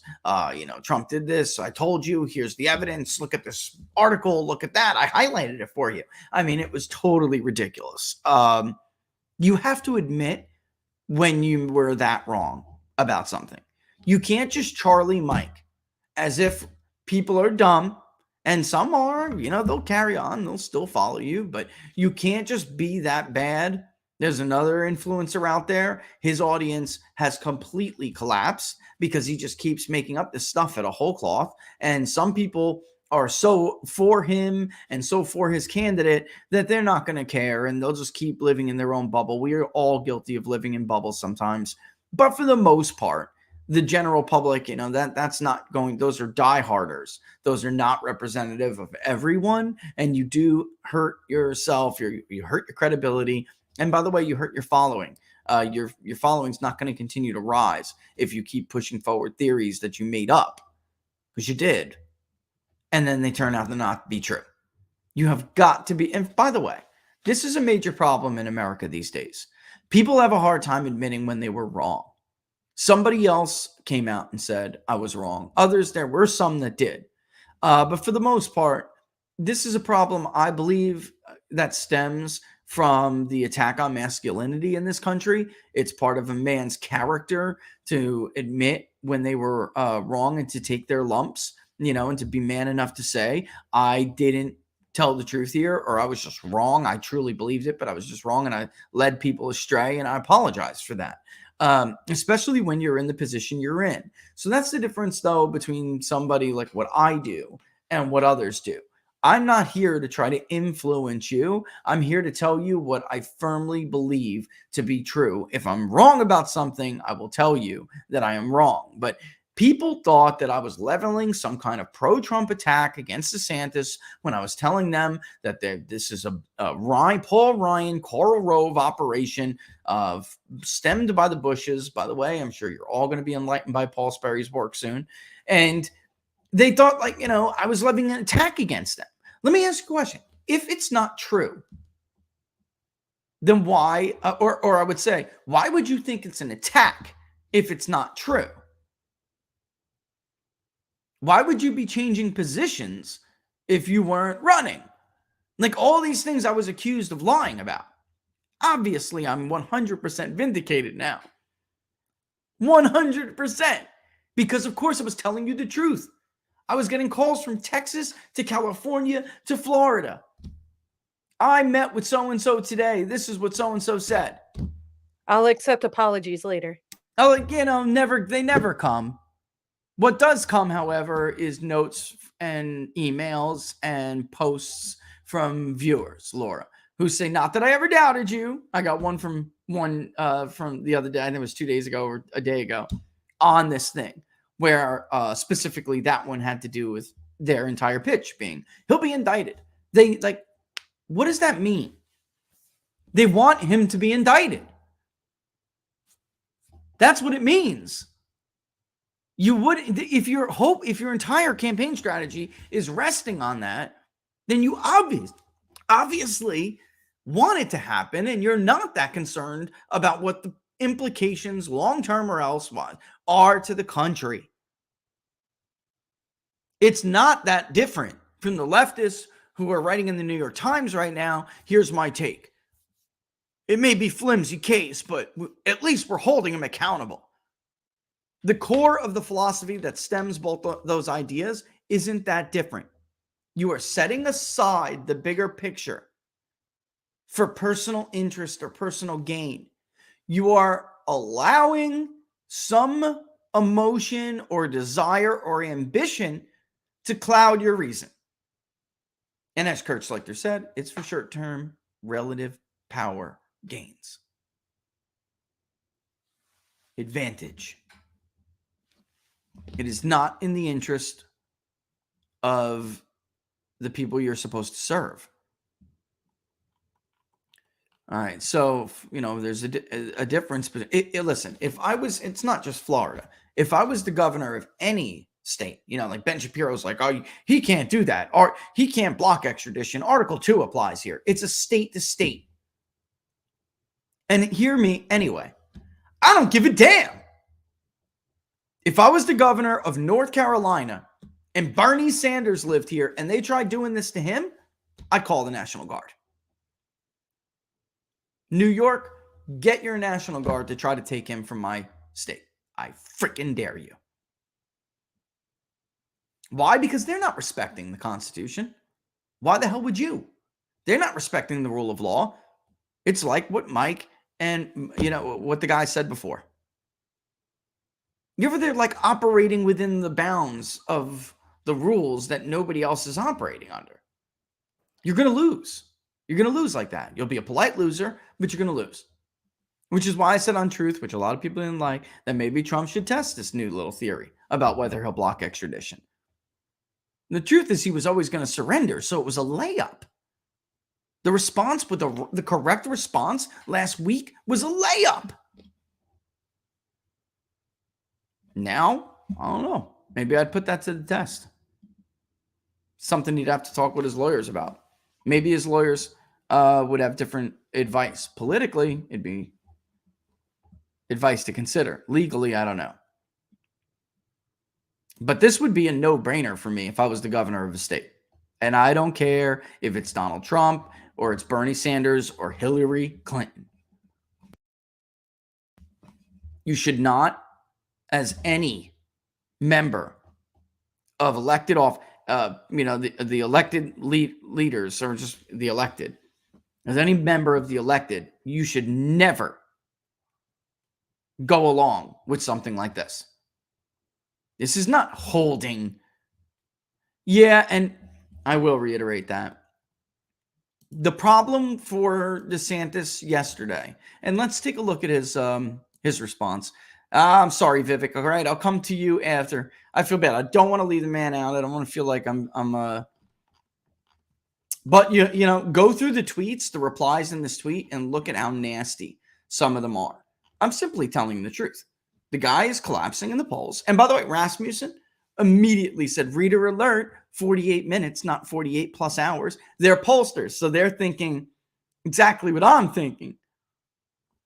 This was canned. So a week ago, you thought it was a rumor because that's what your consultants told you to say. Now, and you took 48 hours plus, almost 72 hours to respond.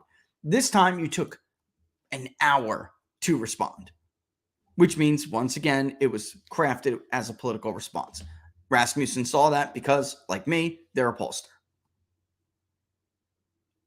The fact is, it was risky to do this, however. It was still risky. Let's show his response. And by the way, again, people are like mad at me for saying this, collapsing in the polls. Well, because it's true. Unless you believe the welcome to the donor show polls, which nobody believes, folks. Let me explain something to you. As somebody who talks to like all these different reporters from these different places. You got to coin that. They don't believe them, Laura, right? I mean, nobody believes them. They've been laughing for 2 days. Like, oh my God, look at the Georgia poll. Oh my God, look at the North Carolina. I mean, they're a joke. But then you'll see them cover it like it's real, which is the sad part. All right. But anyway, I said collapsing in the polls. And this guy over here, you can even see in the first reply, actually, Mr. Pundit, his course never changed. Oh my God. Just stop embarrassing yourself. Did you miss the 800 to 900 word article from Cernovich in response to this saying he did not come out with the correct response about extradition, and that's why he's off the train? You missed that, I guess. Anyway, he reversed it, and he says, let's read it. The weaponization of the legal system to advance a political agenda turns the rule of law on its head. It is un-American. The Soros-backed Manhattan, and by the way, read some of these replies. It's like too late, and I'm saying it nicely. It is un-American. The Soros-backed Manhattan District Attorney has consistently bent the law to downgrade felonies and to excuse criminal misconduct. Yet now he is stretching the law to target a political opponent. Florida will not assist in an extradition request given the questionable circumstances at issue with this Soros-backed Manhattan prosecutor and his political agenda. Folks, again, this was a layup. That was the right response. But here's the problem. It looks like a politician now.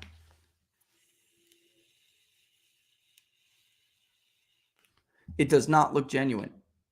One of the major problems that anybody who wants to beat Donald Trump is going to have is that once the voters have had the real thing, you better be authentic. I guess those classes aren't working, huh? I guess not. I guess not. I mean, I don't know. It's a coin flip at this point, whether or not this was a smart answer. Barnes and I were talking last night. It's risky. It's the right response. It's the smart response. It should have been the response a week ago. It was a layup. Trump was going to surrender. That's all you ever had to say. You have to indicate to Republican voters that you understand, and not just Republican, but people who will vote in the Republican primary, which will be more than just the Republican Party. Many states are open. Independents can vote. And you have to indicate to them that you understand what period we're living in here. This is a dangerous period. People are out to get their political opponents. We're outside of the law. Sadly, it was a layup, and now you make yourself look like a politician. There's no other way to put it. You make yourself look like a politician. I love this question. You know what, though? Before we do that question, I have to take a real quick. I do have to take another. Let me see. Do I? It's 11:35. I believe I do. All right. So I will take that question as soon as we get done from this break. And that question is from a DNL Beeve on locals. All right. So just bear with me, buddy, and we'll come back and we'll do it. All right. But for right now, I've got to unfortunately run to a break, but not unfortunately, because I love these guys. All right. Send along your comments from all this stuff. Let me know your experiences. Laura and I want to hear them. We've tried a lot of different alternatives to our next sponsor, and it's all junk science, without a doubt. And that's what we even brought them to the doctors, and that's what they did. That's what they called them. Why? Because they're supplements, fruit and vegetable supplements. They use extracts of common produce department fruits and vegetables with few health benefits. I take Field of Greens now because it's the whole organic fruit and vegetable, not a watered down supplement, and it's backed by their Better Health promise. Each ingredient in Field of Greens was scientifically chosen to support vital organs like heart, lungs, and kidney health. Others support my immune system, blood pressure, metabolism, and healthy weight loss. I don't eat as healthy as I should. That's why I take Field of Greens. And like me, you'll probably look and feel healthier fast and have way more energy. But your best proof will be at your next checkup when your doctor says, Rich, whatever you're doing, or so-and-so, whatever you're doing, it's working. Keep it up.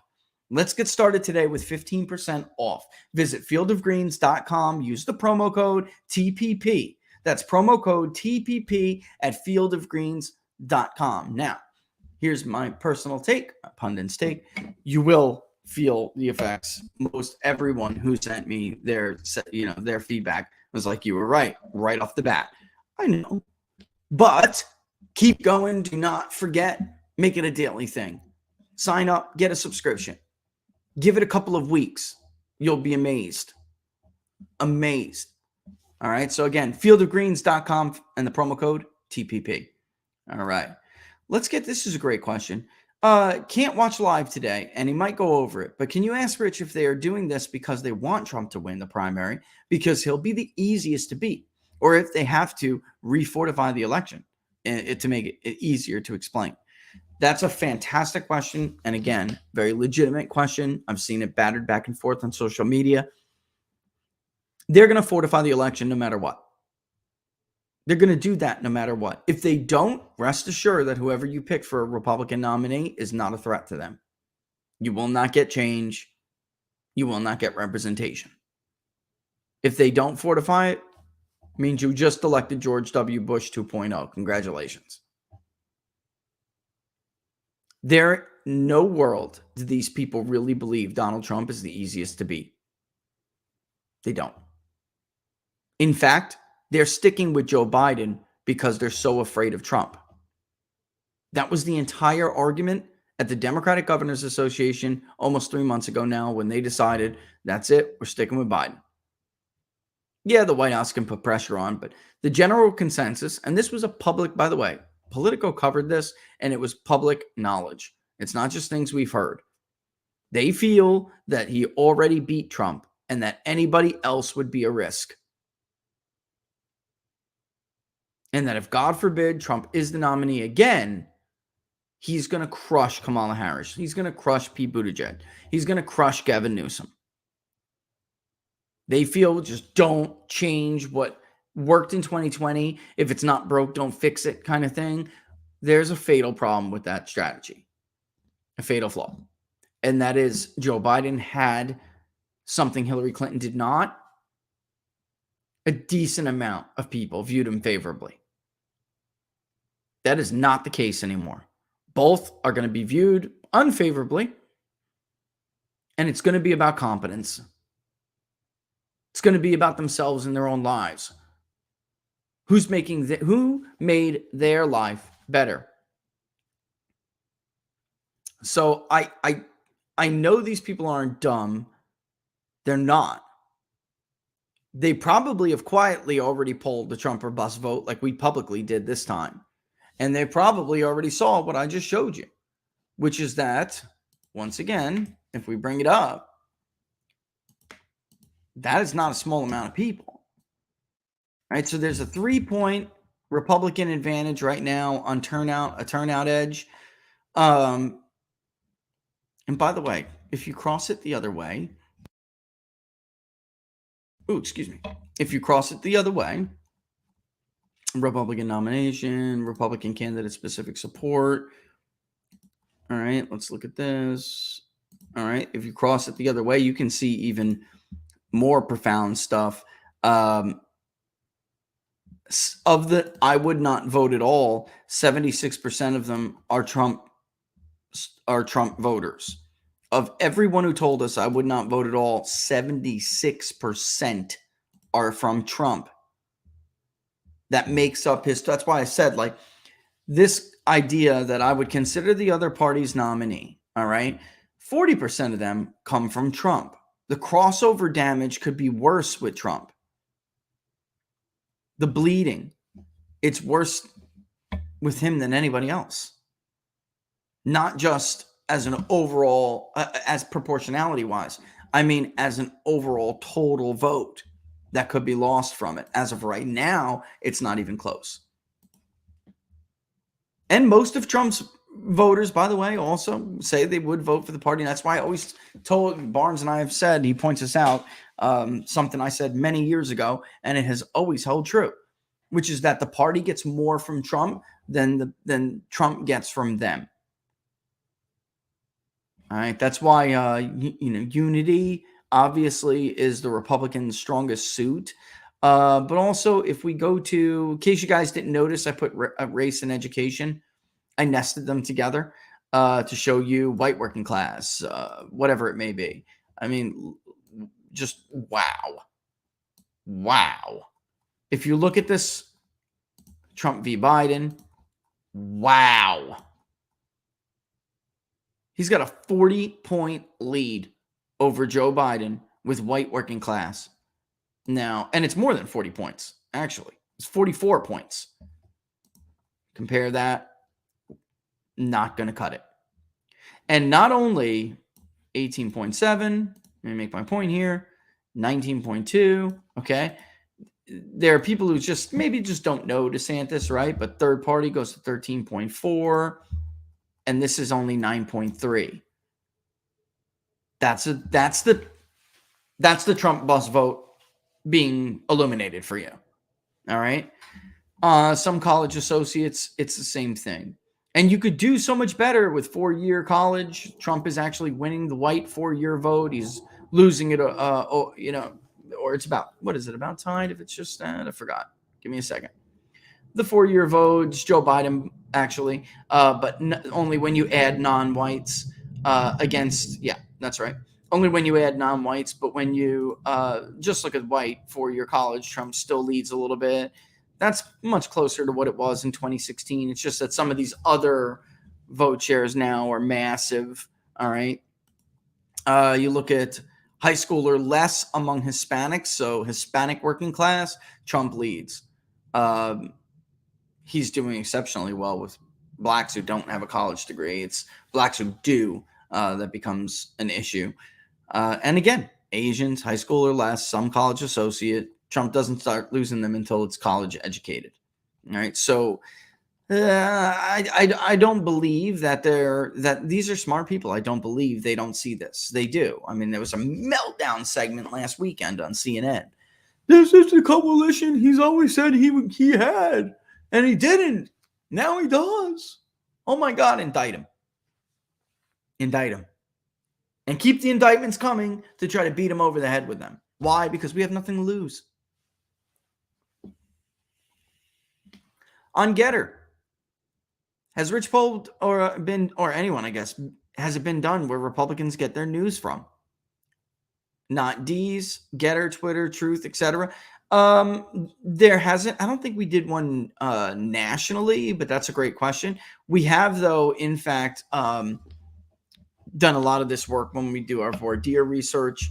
I'd have to go back and look and see if the Public Polling Project's ever done it. We might have, but I can tell you that Democrats get their news from CNN, MSNBC. MSNBC actually is number one now. CNN and then other newspapers like the New York Times, Washington Post. Republicans really don't. And they get a lot of news from alternative media. Fox, I believe Fox is still number one, but their share has dropped considerably. And they look at a lot of social sites to get their news. YouTube is actually really big. We've never asked about Rumble, which we should. We should start to ask that stuff. It's a good question. But Republicans definitely, and ironically, when we look at these cases, Republicans are typically like when we did Rittenhouse, which we did. Now I don't have to not say that. When we did Rittenhouse, we just did another one, which I'm not sure I can talk about yet, but it is national news. So I'll say it when the time comes. But it is always the case, whether it was Ferguson, whether it was even, I'm trying to think of Wisconsin, the civil rights abuses in the Wisconsin County Jail. I mean, the Milwaukee County Jail. I still want to say Republicans were even still more informed, like about the facts. So what's a perfect example? Hands up, don't shoot. It's a perfect example. Democrats absolutely believed that Officer Darren Wilson shot Michael Brown when he had his hands up and said, don't shoot. They believed that. Kyle Rittenhouse, they believed he crossed state lines with an automatic weapon and to gun down black protesters. They believed it. This is the disservice corporate media does to us. They are the biggest force or source of division, disinformation, malinformation. Nobody comes close to them. And we can prove that with the cases. Democrats still believe that the vast majority of January 6 people were charged with insurrections. The crime of insurrection. They believe that. They don't realize it's trespassing. And majority garbage, nonsense crimes like that. That's a great question. The question is now, does the Florida legislature have more power over Ron? We're going to find out. Let me get something, though, because I do see somebody teed up another one about Disney. Where does this stuff with Disney fall? I'm going to get something. I'm going to bring something up because I said, and Laura, I'm just texting this to you so I can get it myself. Yeah,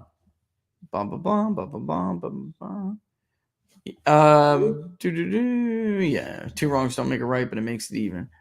And I hope you've been well, by the way, Rob. Hope you've been well. Patriot, super patriot. Here we go. So look, again, I think sometimes people get what I say wrong one. Sorry. I think they get confused by thinking I'm offering an opinion or something. I'm offering what I believe to be the actual truth. It's not my personal opinion. Here is, and I see your other question. I'm getting to it right now about, Disney and stuff with the, I'm rolling from one question into the other. It'll cost DeSantis' handpicked board at least $1,300 per hour to hire a team of lawyers to investigate how Disney outmaneuvered them. Why would they need that if it was this big win and I was wrong about it being a fold? It was a win in name only. I hate to say somebody like Ron Flip on whatever ski, it was right, but he was right. This was heralded as a big win, but then quietly as time went on, it definitely didn't. DeSantis' board will pay hourly legal fees coming out of taxpayer pocket to investigate Disney's loophole in the governor's plan. DeSantis had previously planned to take over the company's governing rights over Disney World. A prior agreement invoked by Disney renders the new board's power essentially obsolete.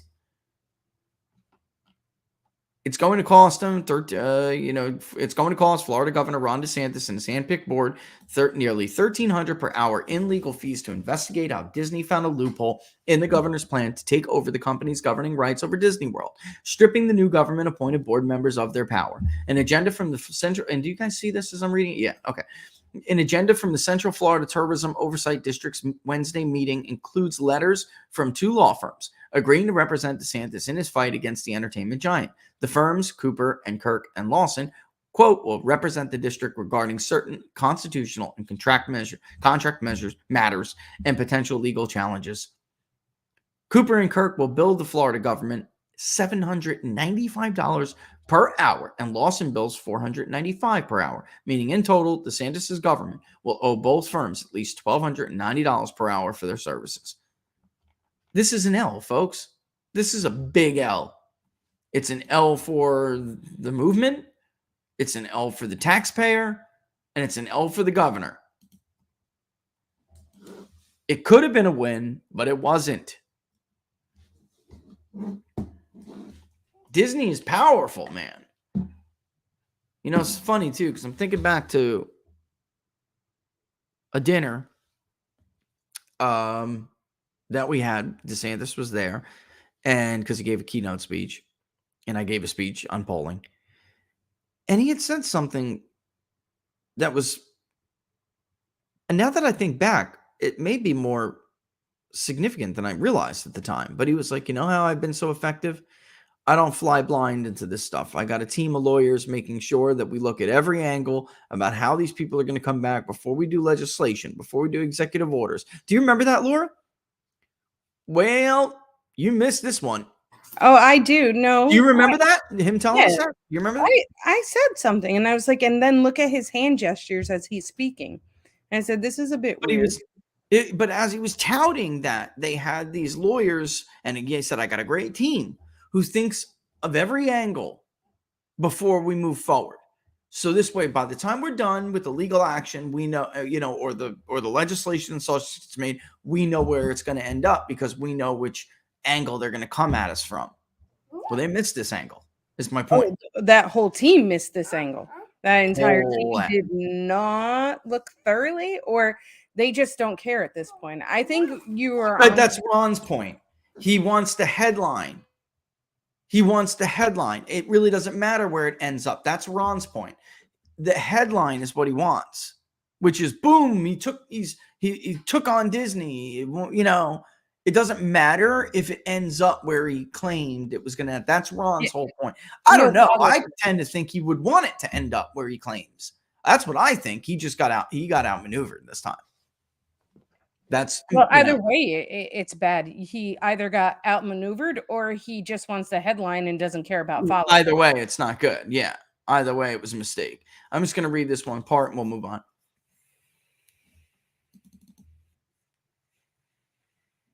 Each firm tacks on additional hundreds of dollars for any work done by legal assistants and paralegals. A prior obscure agreement invoked by Disney in the feud between DeSantis and the company renders new board's power essentially obsolete because of a property law known as the rule against perpetuities. It states that the expiration date of that agreement is set for, quote, 21 years after the death of the last survivor of the descendants of King Charles III, King of England, living as the date of this declaration, unquote. Quote again, this essentially makes Disney the government, Ron Perry, a member of the board, said during a meeting on Wednesday. This board loses, for practical purposes, the majority of its ability to do anything beyond maintain the roads and maintain basic infrastructure. Holy crap, Laura. Can you copy and paste that article so I could give it to other people? I just sent it to you. I just texted it to you. I sent the whole thing. Copy. Yeah, I don't think Business Insider is going to hit him with a paywall. But man, It was all for nothing. And now it's going to cost the taxpayer of Florida a ton of money. And by the way, how could you have missed that?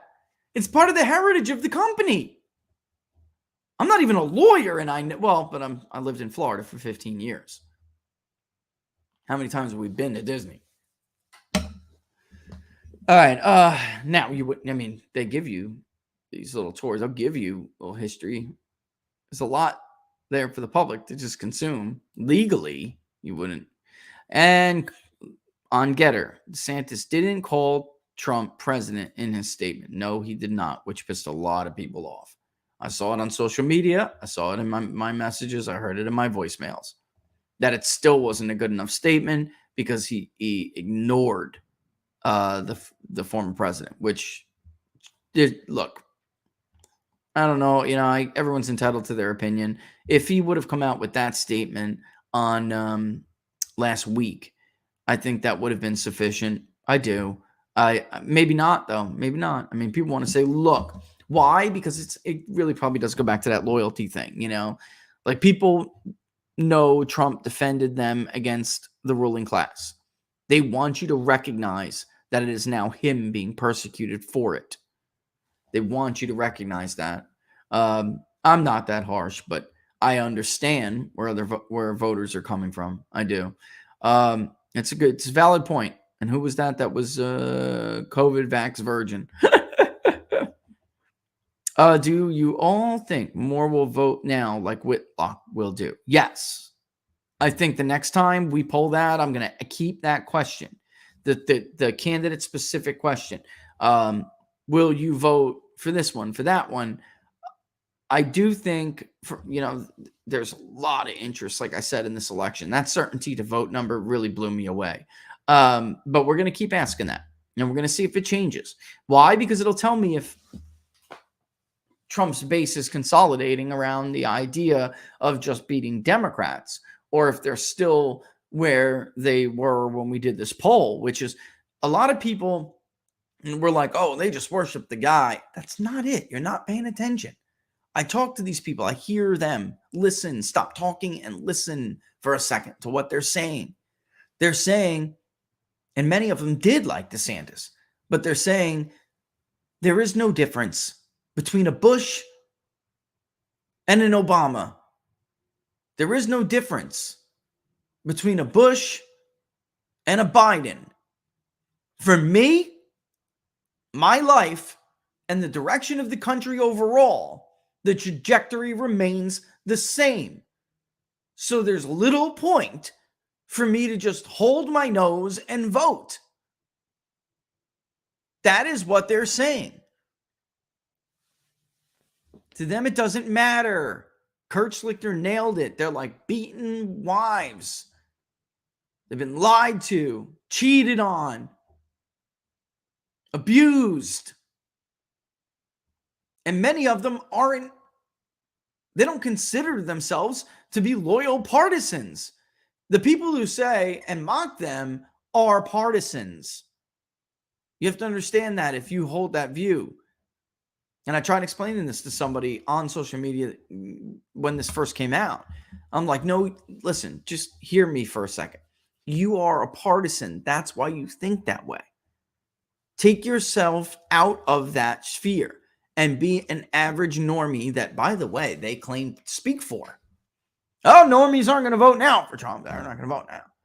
How would you know if this is how you view them?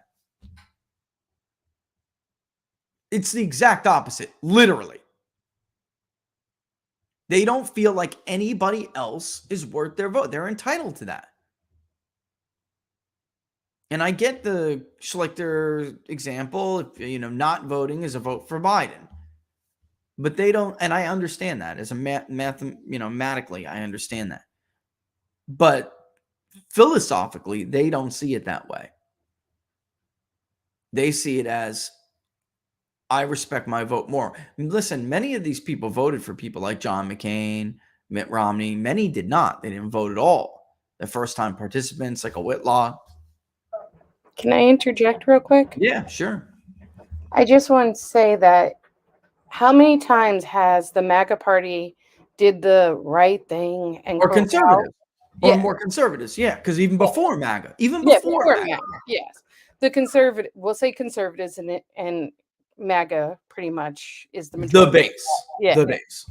And so how many times have we all coalesced for the Republican Party to do the right thing and then get screwed over and over and over again? Now it's time for the Republican Party to circle their wagons around MAGA, because MAGA is no longer taking this.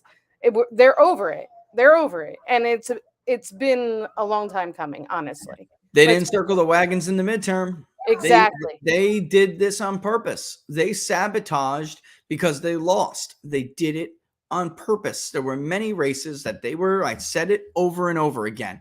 I was trying to tamper expectations.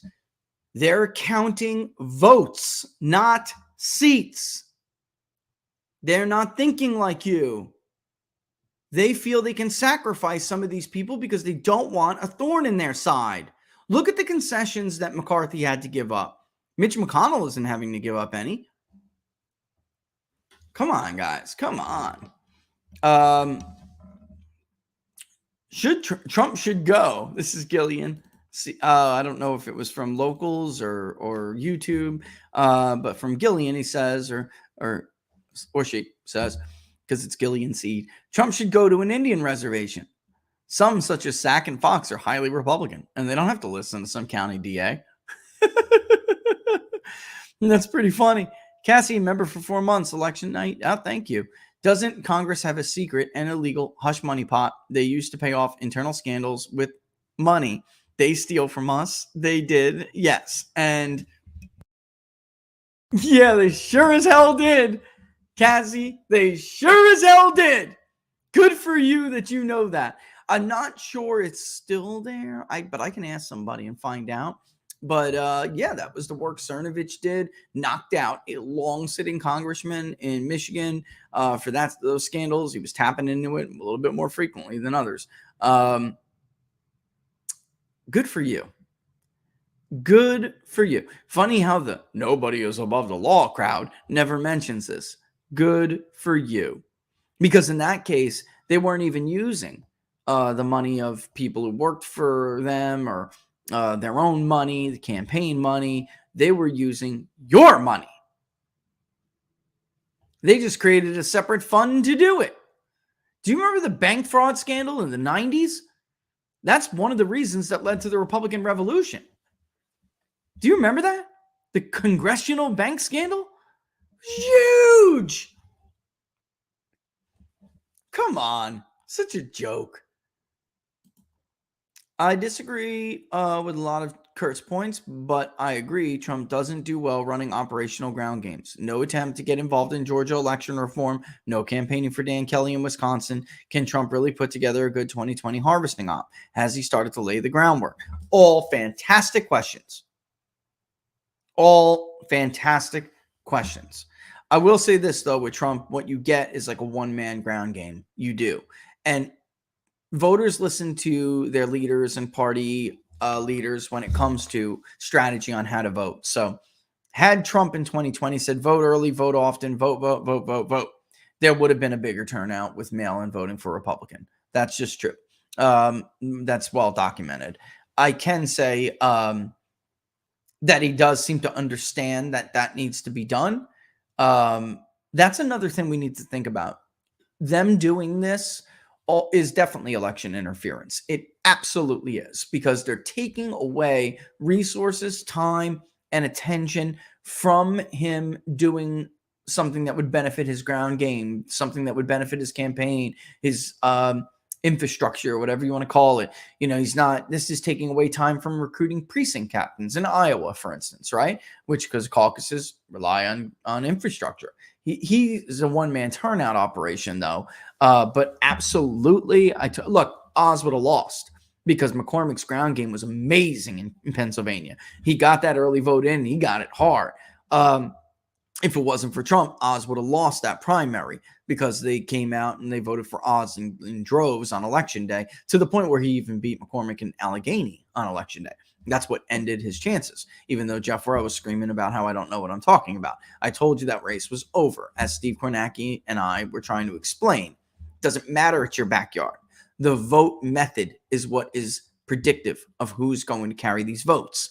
And it was Oz was winning the late arriving mail-in vote, and he was crushing it on election day. McCormick only won the statewide early vote that came in before election day. He won it by 6 points statewide. He won it in Allegheny by, 16 points. It was pretty big, if I remember correctly. But he was never going to win the election day vote that had yet to be counted. Why? Because Oz won it in Allegheny already, in the same precincts. They just didn't get to it yet.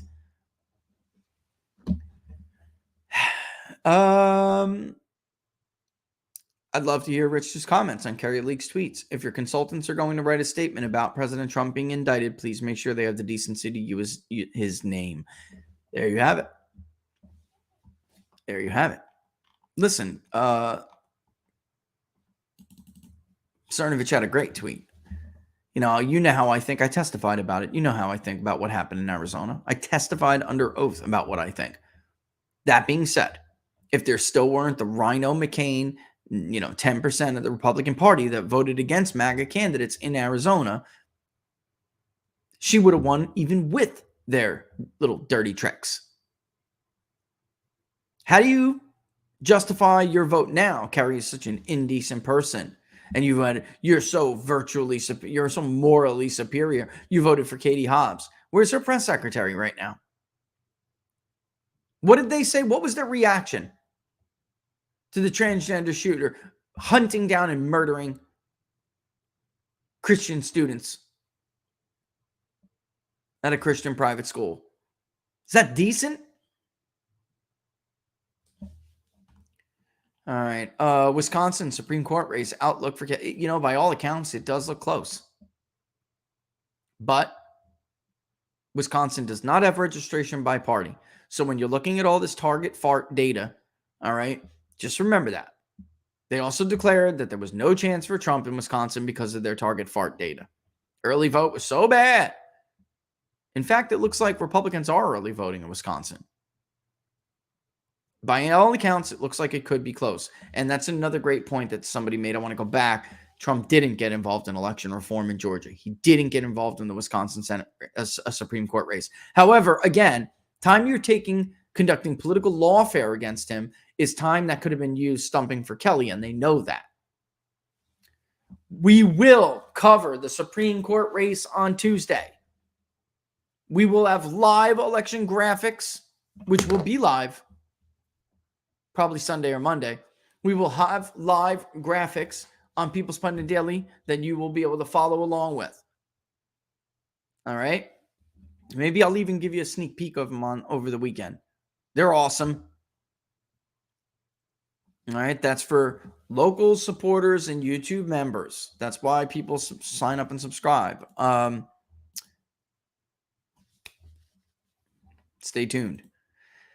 Kind of off topic. Do you wonder how vax deaths will change the voter pool in 2024? It's not off topic. I don't think so. COVID deaths either were part of that equation in COVID deaths too were part of that equation in 2020. That vax looked like it was designed to kill Republicans. Not that vax, that virus. It targeted a very strong Republican group. Whether it's just a fact. And it does appear that issues are by age. Now, if you're older and you can't deal with some of those issues as they arise, because naturally, then that's one thing. But for us, when we looked at the data, we saw that there was a relationship between age and adverse effects. The younger you were, the more likely it was for you to suffer a severe adverse effect. That's what our research showed. And by the way, we're not alone. So don't be hitting us with, that's just true now. We just were the first ones to pull it. So I'm not sure. That's a good question, though.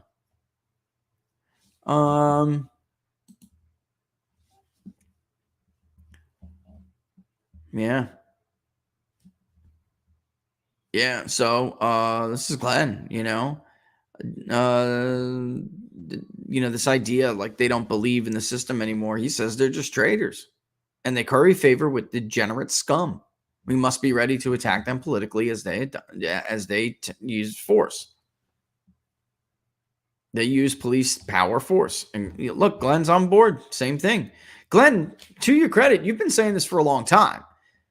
Remember back in the day when you had a co-host on that show and you and I would say, you have got to play tit for tat because it's not going to stop. That was years ago, brother. Look where we are now. Glenn's been, to his credit, and by the way, you guys don't check out his. It's on Rumble, is where I catch it. It's late at night, so I have to watch the replay. But Glenn's got a really fun show. It's New York City Guns on Rumble.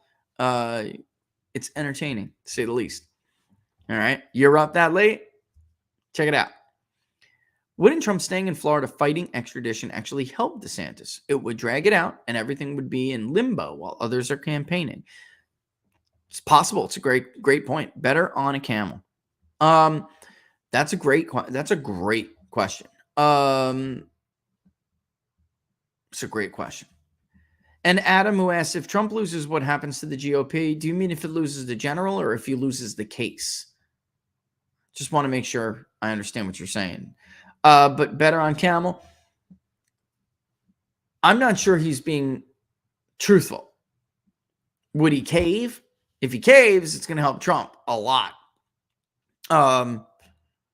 It could help him. It could. I'm just not sure he's really prepared to do that, to be honest. That's why I said it should call his bluff. And people are like, and I'm not going to use names. I know Robert says DeSimps and this, and Larry says DeSoros. I don't want to go into that. That's I don't know if DeSimps was even derogatory at first, but if it is now. So I'll let them do that. But without a doubt, I mean, I'm going to, at least on that, I'll just point out when they're wrong. I'm taking the high road on name calling, though. All right. I'm going to post my W's by being right. I told you he was being pushed by the donor class, by the Ryans and the Republican establishment. I told you that. I was right. I told you the strategy was to sit and pray that Donald Trump gets indicted. I was right.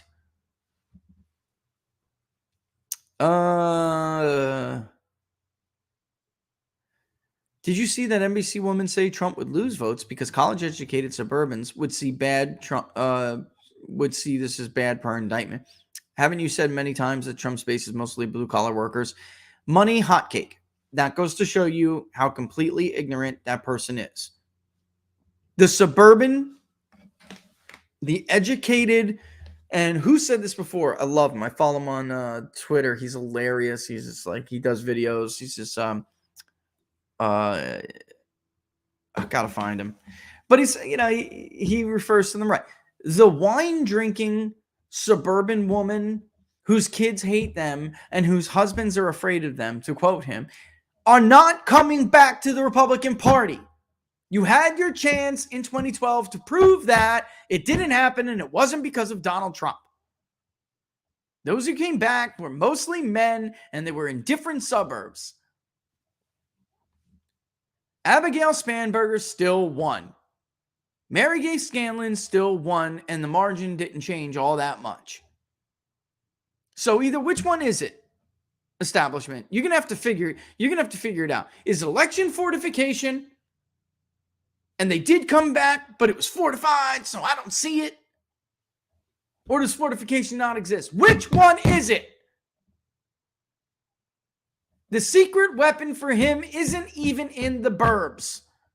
Yes, there are some in the burbs, and there'll be working class burbs that come out for him and nobody else. The secret for him is in urban America and rural America, but urban America.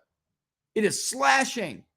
It is so you don't get 7% in Fulton County, 9% in Philadelphia. You slash a few points off of that because of this vote. And then suddenly squeezing all the blood from the stone out of rural America puts you over the top. You can squeeze all the blood you want out of the burbs in rural America. You get crushed like that in urban America, and it's finished. That's why Arizona's tough for Republicans now. That's why Arizona's tough for Georgia's tough for Republicans now. This has been going on long before Donald Trump, especially in Arizona. It predated Donald Trump. In Georgia, too. In a great election in 14, David Perdue didn't crush Michelle Nunn. He won by a, mid to high single-digit margin of 7 points, but he didn't crush her. That was with like 35% turnout. Some pathetic turnout. It's because the urban vote share is now exceeding 60% in each of those states. And by the way, it's been on a long-term trend down, the Republican share of the overall vote in suburbia and in urban Arizona. A long-term trend. You know when it popped up in both urban and suburban Arizona? Really, but a little bit, but it still not only didn't arrest, it actually recovered slightly when Trump was on the ballot in 2020. Nice try. It's the media's very simpleton level analysis. So much more than that. So Adam, do we know what you mean? Let me just assume you mean if he loses the primary, right, Adam? At this point, I believe my own data. If he loses the primary, they go on to get crushed, and Joe Biden gets another term. That's what I believe right now. If the data changes and those voters coalesce behind an alternative, whether it's DeSantis, whether it's Youngkin. By the way, Glenn Youngkin's going to run. We have to add Glenn Youngkin, and we have to add Chris Christie to our tracker. We're going to have to next month because it looks like Christie's getting in. Glenn Youngkin's been running all over going, I told you he wasn't ready for prime time. That's what I hear. He's termed out as the governor of Virginia. So if somebody falls on his face, I can easily see a Glenn Youngkin come in and swoop up DeSantis' 20% if DeSantis falls on his face. Happened to Scott Walker, happened to Jeb Bush. I mean, these lanes shift.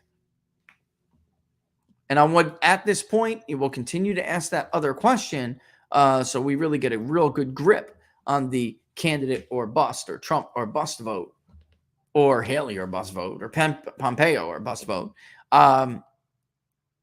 We'll keep asking it. But as of right now, I got to believe what they're telling me, which is that they don't have a prayer. Even if the polling is like Biden +2, it's an electoral college whipping now, folks. Republicans won the popular vote by 2. And they still lost Michigan, Pennsylvania, Wisconsin. Ron Johnson held on in Wisconsin, but governorships. Senate lost Georgia. Governorships won it by 7. Split ticket. So, and that's Corman's. How many electoral votes Trump wins with a 4-point advantage in the popular vote? That's a great question, Jonathan. It's difficult to say because of what we saw in 2022. Had 2022 not happened, I would have said somewhere in the neighborhood of 312 electoral votes, 6, something like that. Yeah, ballpark between that. But it very well could be less even with a 4-point win because of the way things are going. He can run it up in urban areas, so he does so much better in urban areas, even in blue states. But it doesn't translate to Michigan, carrying Michigan. I could definitely see that. I could see it translating into wins in Arizona, Georgia, and Wisconsin, but not Pennsylvania and Michigan. I could see that. It's crazy, I know, but I could definitely see that happening. However, remember Florida tilted the scale quite a bit in popular vote. All right. How many electoral votes? Oh, right. Abolishing the Department of Education would be, if I left the Republican Party because they jail political opponents and its followers where Dems tell us they will screw us. I'm 100% for Trump and only Trump, and I won't vote Republican in Congress. Yep to yep. Owen, abolishing the Department of Education would be a great start, but we need to break the teachers' unions across the state that act as a cartel in American education. We should also push to incentivize and make homeschooling easier and cost affordable. It's a great point, Owen. we're going to have a guest on next Friday. We're going to have John O'Shea back from Texas. He lives in the district, Kay Granger, and she voted against Tom Massey's bill. So did Tony Gonzalez. Just like Reagan got stabbed in the back over the Department of Education, they're still not done stabbing their voters in the back. This is the difference between Democrats and Republicans. Democrats don't stab their voters in the back. Almost never, right? Almost never. If you voted for Biden, you know what you were going to get with the corporatist shill stuff. You know what you're going to get with that. But for the most part, you got, and I even speak to progressives who say they're pleasantly surprised how much Joe Biden has delivered, although even they don't believe Joe Biden delivered it. They believe that his team delivered it. And that Joe Biden is just running around with depends on, trying not to crap himself. Laura and Rich, a sojourner, stated coming on Glenn's channel and talk about your UFO experience. We'd definitely go on Glenn's channel and talk about my UFO experience, Isaac. Definitely. Oh, don't forget, 5:30 tonight. Eric Hunley, Mark Gruber, we're going to talk again. We're going back on. Yeah. And actually, Laura, let me get you the link. And I didn't play Vivek. My God, we're way over, but I am going to play Vivek because I feel bad now. And I'll get you the link, Laura, to the show you can pass out to people, okay? Let's play Vivek's response, shall we? It's only fair. It's only fair because I think he did a good job. And while this is going, 2 minutes, I'm going to grab you. I'm going to grab Eric Hunley's link, Laura, for you to send out to everybody. 5:30, we're going to be talking a lot more in depth about the CIA. The results we had. We were just talking about that with Mark the last time I was on with him and Eric. So it was really cool that we did that. All right, so let me get it. And while I do that, let me play Vivek and shut up. Sound good? Sound like a plan, man? Copy. I'm running for president of the United States. Earlier today, my competitor in this race, Donald Trump, was criminally indicted in a politically motivated prosecution. This is wrong. This is dangerous. We're skating on thin ice as a country right now. I think we may be heading on our way to a national divorce. I'm running for president because I care about a national revival instead, but this is a step in the wrong direction.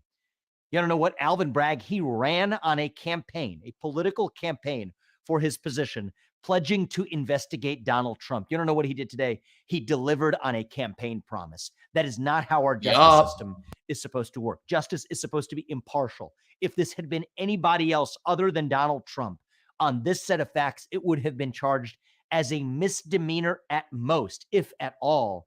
Yet what we see right now is a ruling party in our country that will stop at nothing, even using police force to arrest its political opponents.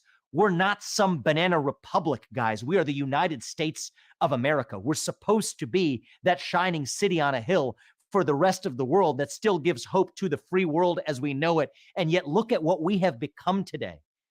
This is not the America that I know. And you know what? You do have a constitutional right to protest this decision if you want to. The only ask I will make is do it peacefully and do it lawfully if that's the decision you make. Because again, we're in dangerous times today. I care about having one country left at the end of this. And if Alvin Bragg or even Joe Biden wants to do something, let alone the rest of this Republican field, we can all unite to say that even if we're running against Donald Trump, we at least want to let the voters decide who gets to be the next president rather than some Javert-style prosecutor sitting in New York City. That is not the country I know. Javert, Les Miserables. Ooh. Did you guys ever see that? You know what he's talking about? Javert. He's played by Russell Crowe in the new updated edition. Personally, I like books, but if you're going to do, in that case, play was, but if you're going to do a remake for a movie, that's a pretty damn good one. Good job, Hugh Jackman. That is not the country that my parents came to. That is not the country that we pledge allegiance to. That is not the United States. I am warning you, Javert. I am a stronger man now. Woo! So yeah. What was which one's number? I don't know. You know how he says his prisoner number? Oh, that's right. Yeah. That's what I was trying to, I didn't say his number because I couldn't remember, because that's the awesome part in that when he's just calling, Javert is just calling Hugh Jackman, not by his name, but by his prisoner number. And Hugh Jackman is singing back because it is a musical, and Hugh Jackman's good in musicals. I mean, the guy has got like man written all over him, but he can sing and dance like with the best of them. I mean, high school, The Greatest Showman was dope. That was Americana at its finest. At its finest. All right. Oh, man. 24601. Yeah. Is that 24601? Yeah. He's been hunting him forever. And he's living in an assumed name now. I mean, he's basically the mayor of the damn city. They love him so much.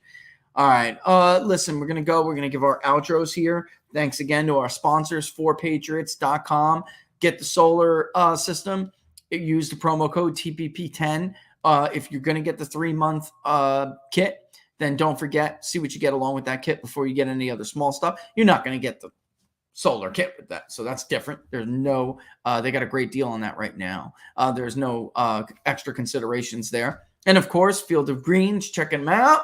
All right. Get healthier. Use the promo code TPP. That'll get you started with 15% off.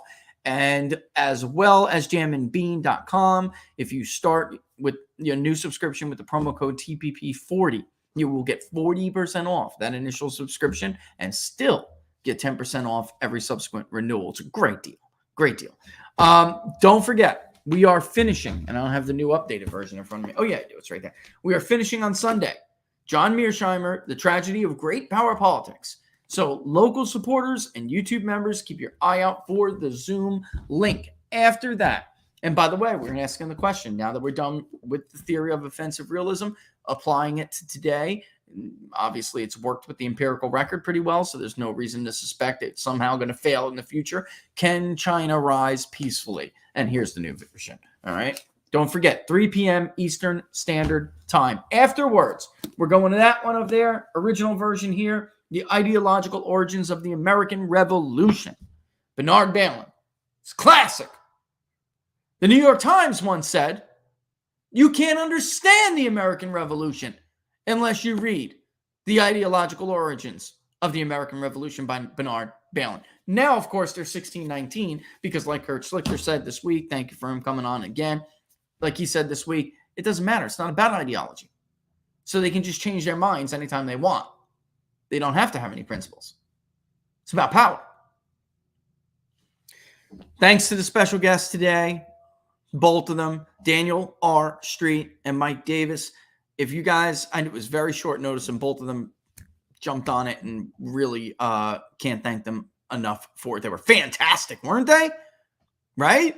Give them a hand, guys. They were fantastic guests. I couldn't have asked for better analysis. Daniel Street, fantastic books. He has, and because he is a lawyer, he's like prosecuted the media for the fake news against Donald Trump and things I forgot. He even brought one up today. These investigations have been going on long before these efforts to sidetrack him, long before we even realized. It's been 6 years. So it's like you forget how much. I mean, they're 3-volume book series at this point they filled up. And he's not done. Incredible. Incredible. And Mike Davis, of course, just very entertaining. Mike, thanks too, and really appreciate it. We can't wait to have both of those gentlemen back. They were amazing. All right. What am I missing? Tuesday, 6 o'clock, it's looking like Eastern Standard Time. All right. Because we're going to have some people on 6 o'clock Eastern Standard Time. We'll tee it up. We'll get it ready to go. And then we'll do the results live as they roll in. It will be a long one. All right. So don't forget about that. Other than that, I think I'm not forgetting. What am I missing? Oh, Eric, 5:30 tonight and 3 hours from now. All right.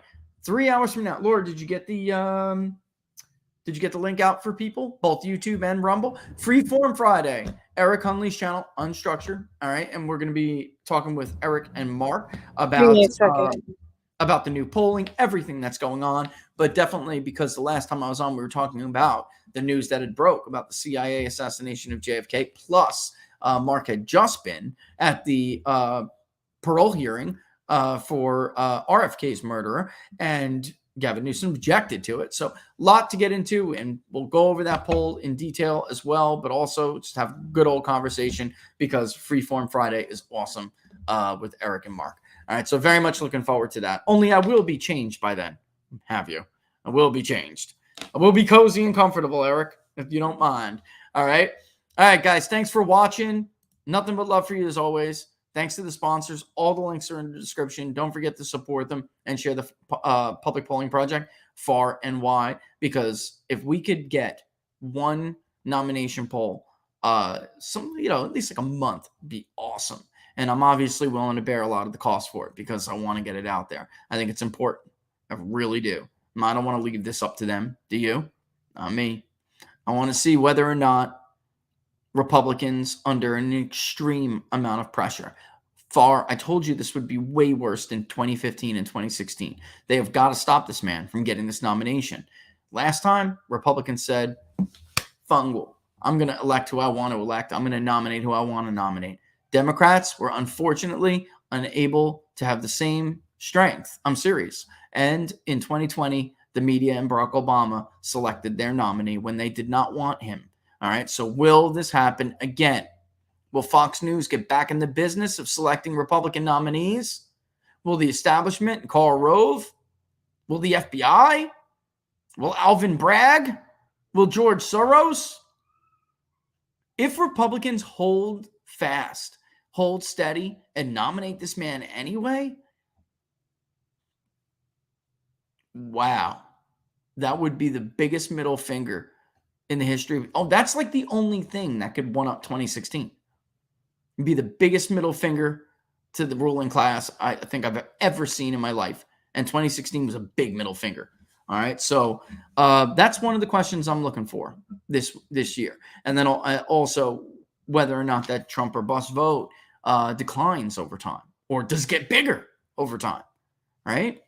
And the Democratic side is basically could have been just as interesting, but we'll see how it develops. Never seen a president this weak. Never. And yet nobody's talking about it.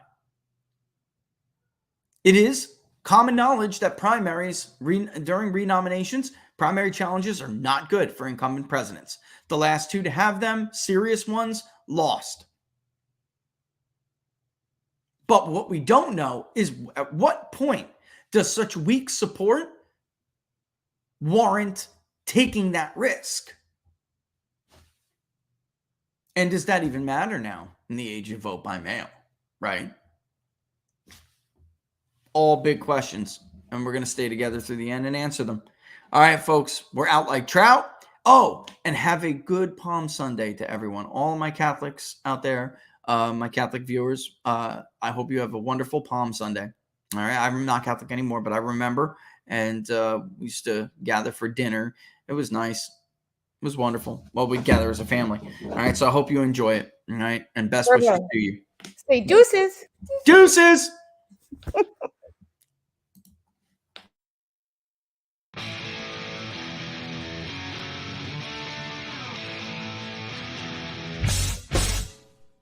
How much you wanna bet that I can get you back inside your head before the summer ends and spread a little love.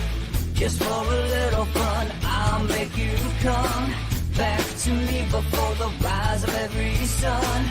Baby, it's meant to be, I know you got a man, but he don't understand. You're gonna be a heartbreaker. You're such a love taker. So just suck me in and you can toss me like a cigarette. 'Cause I just wanna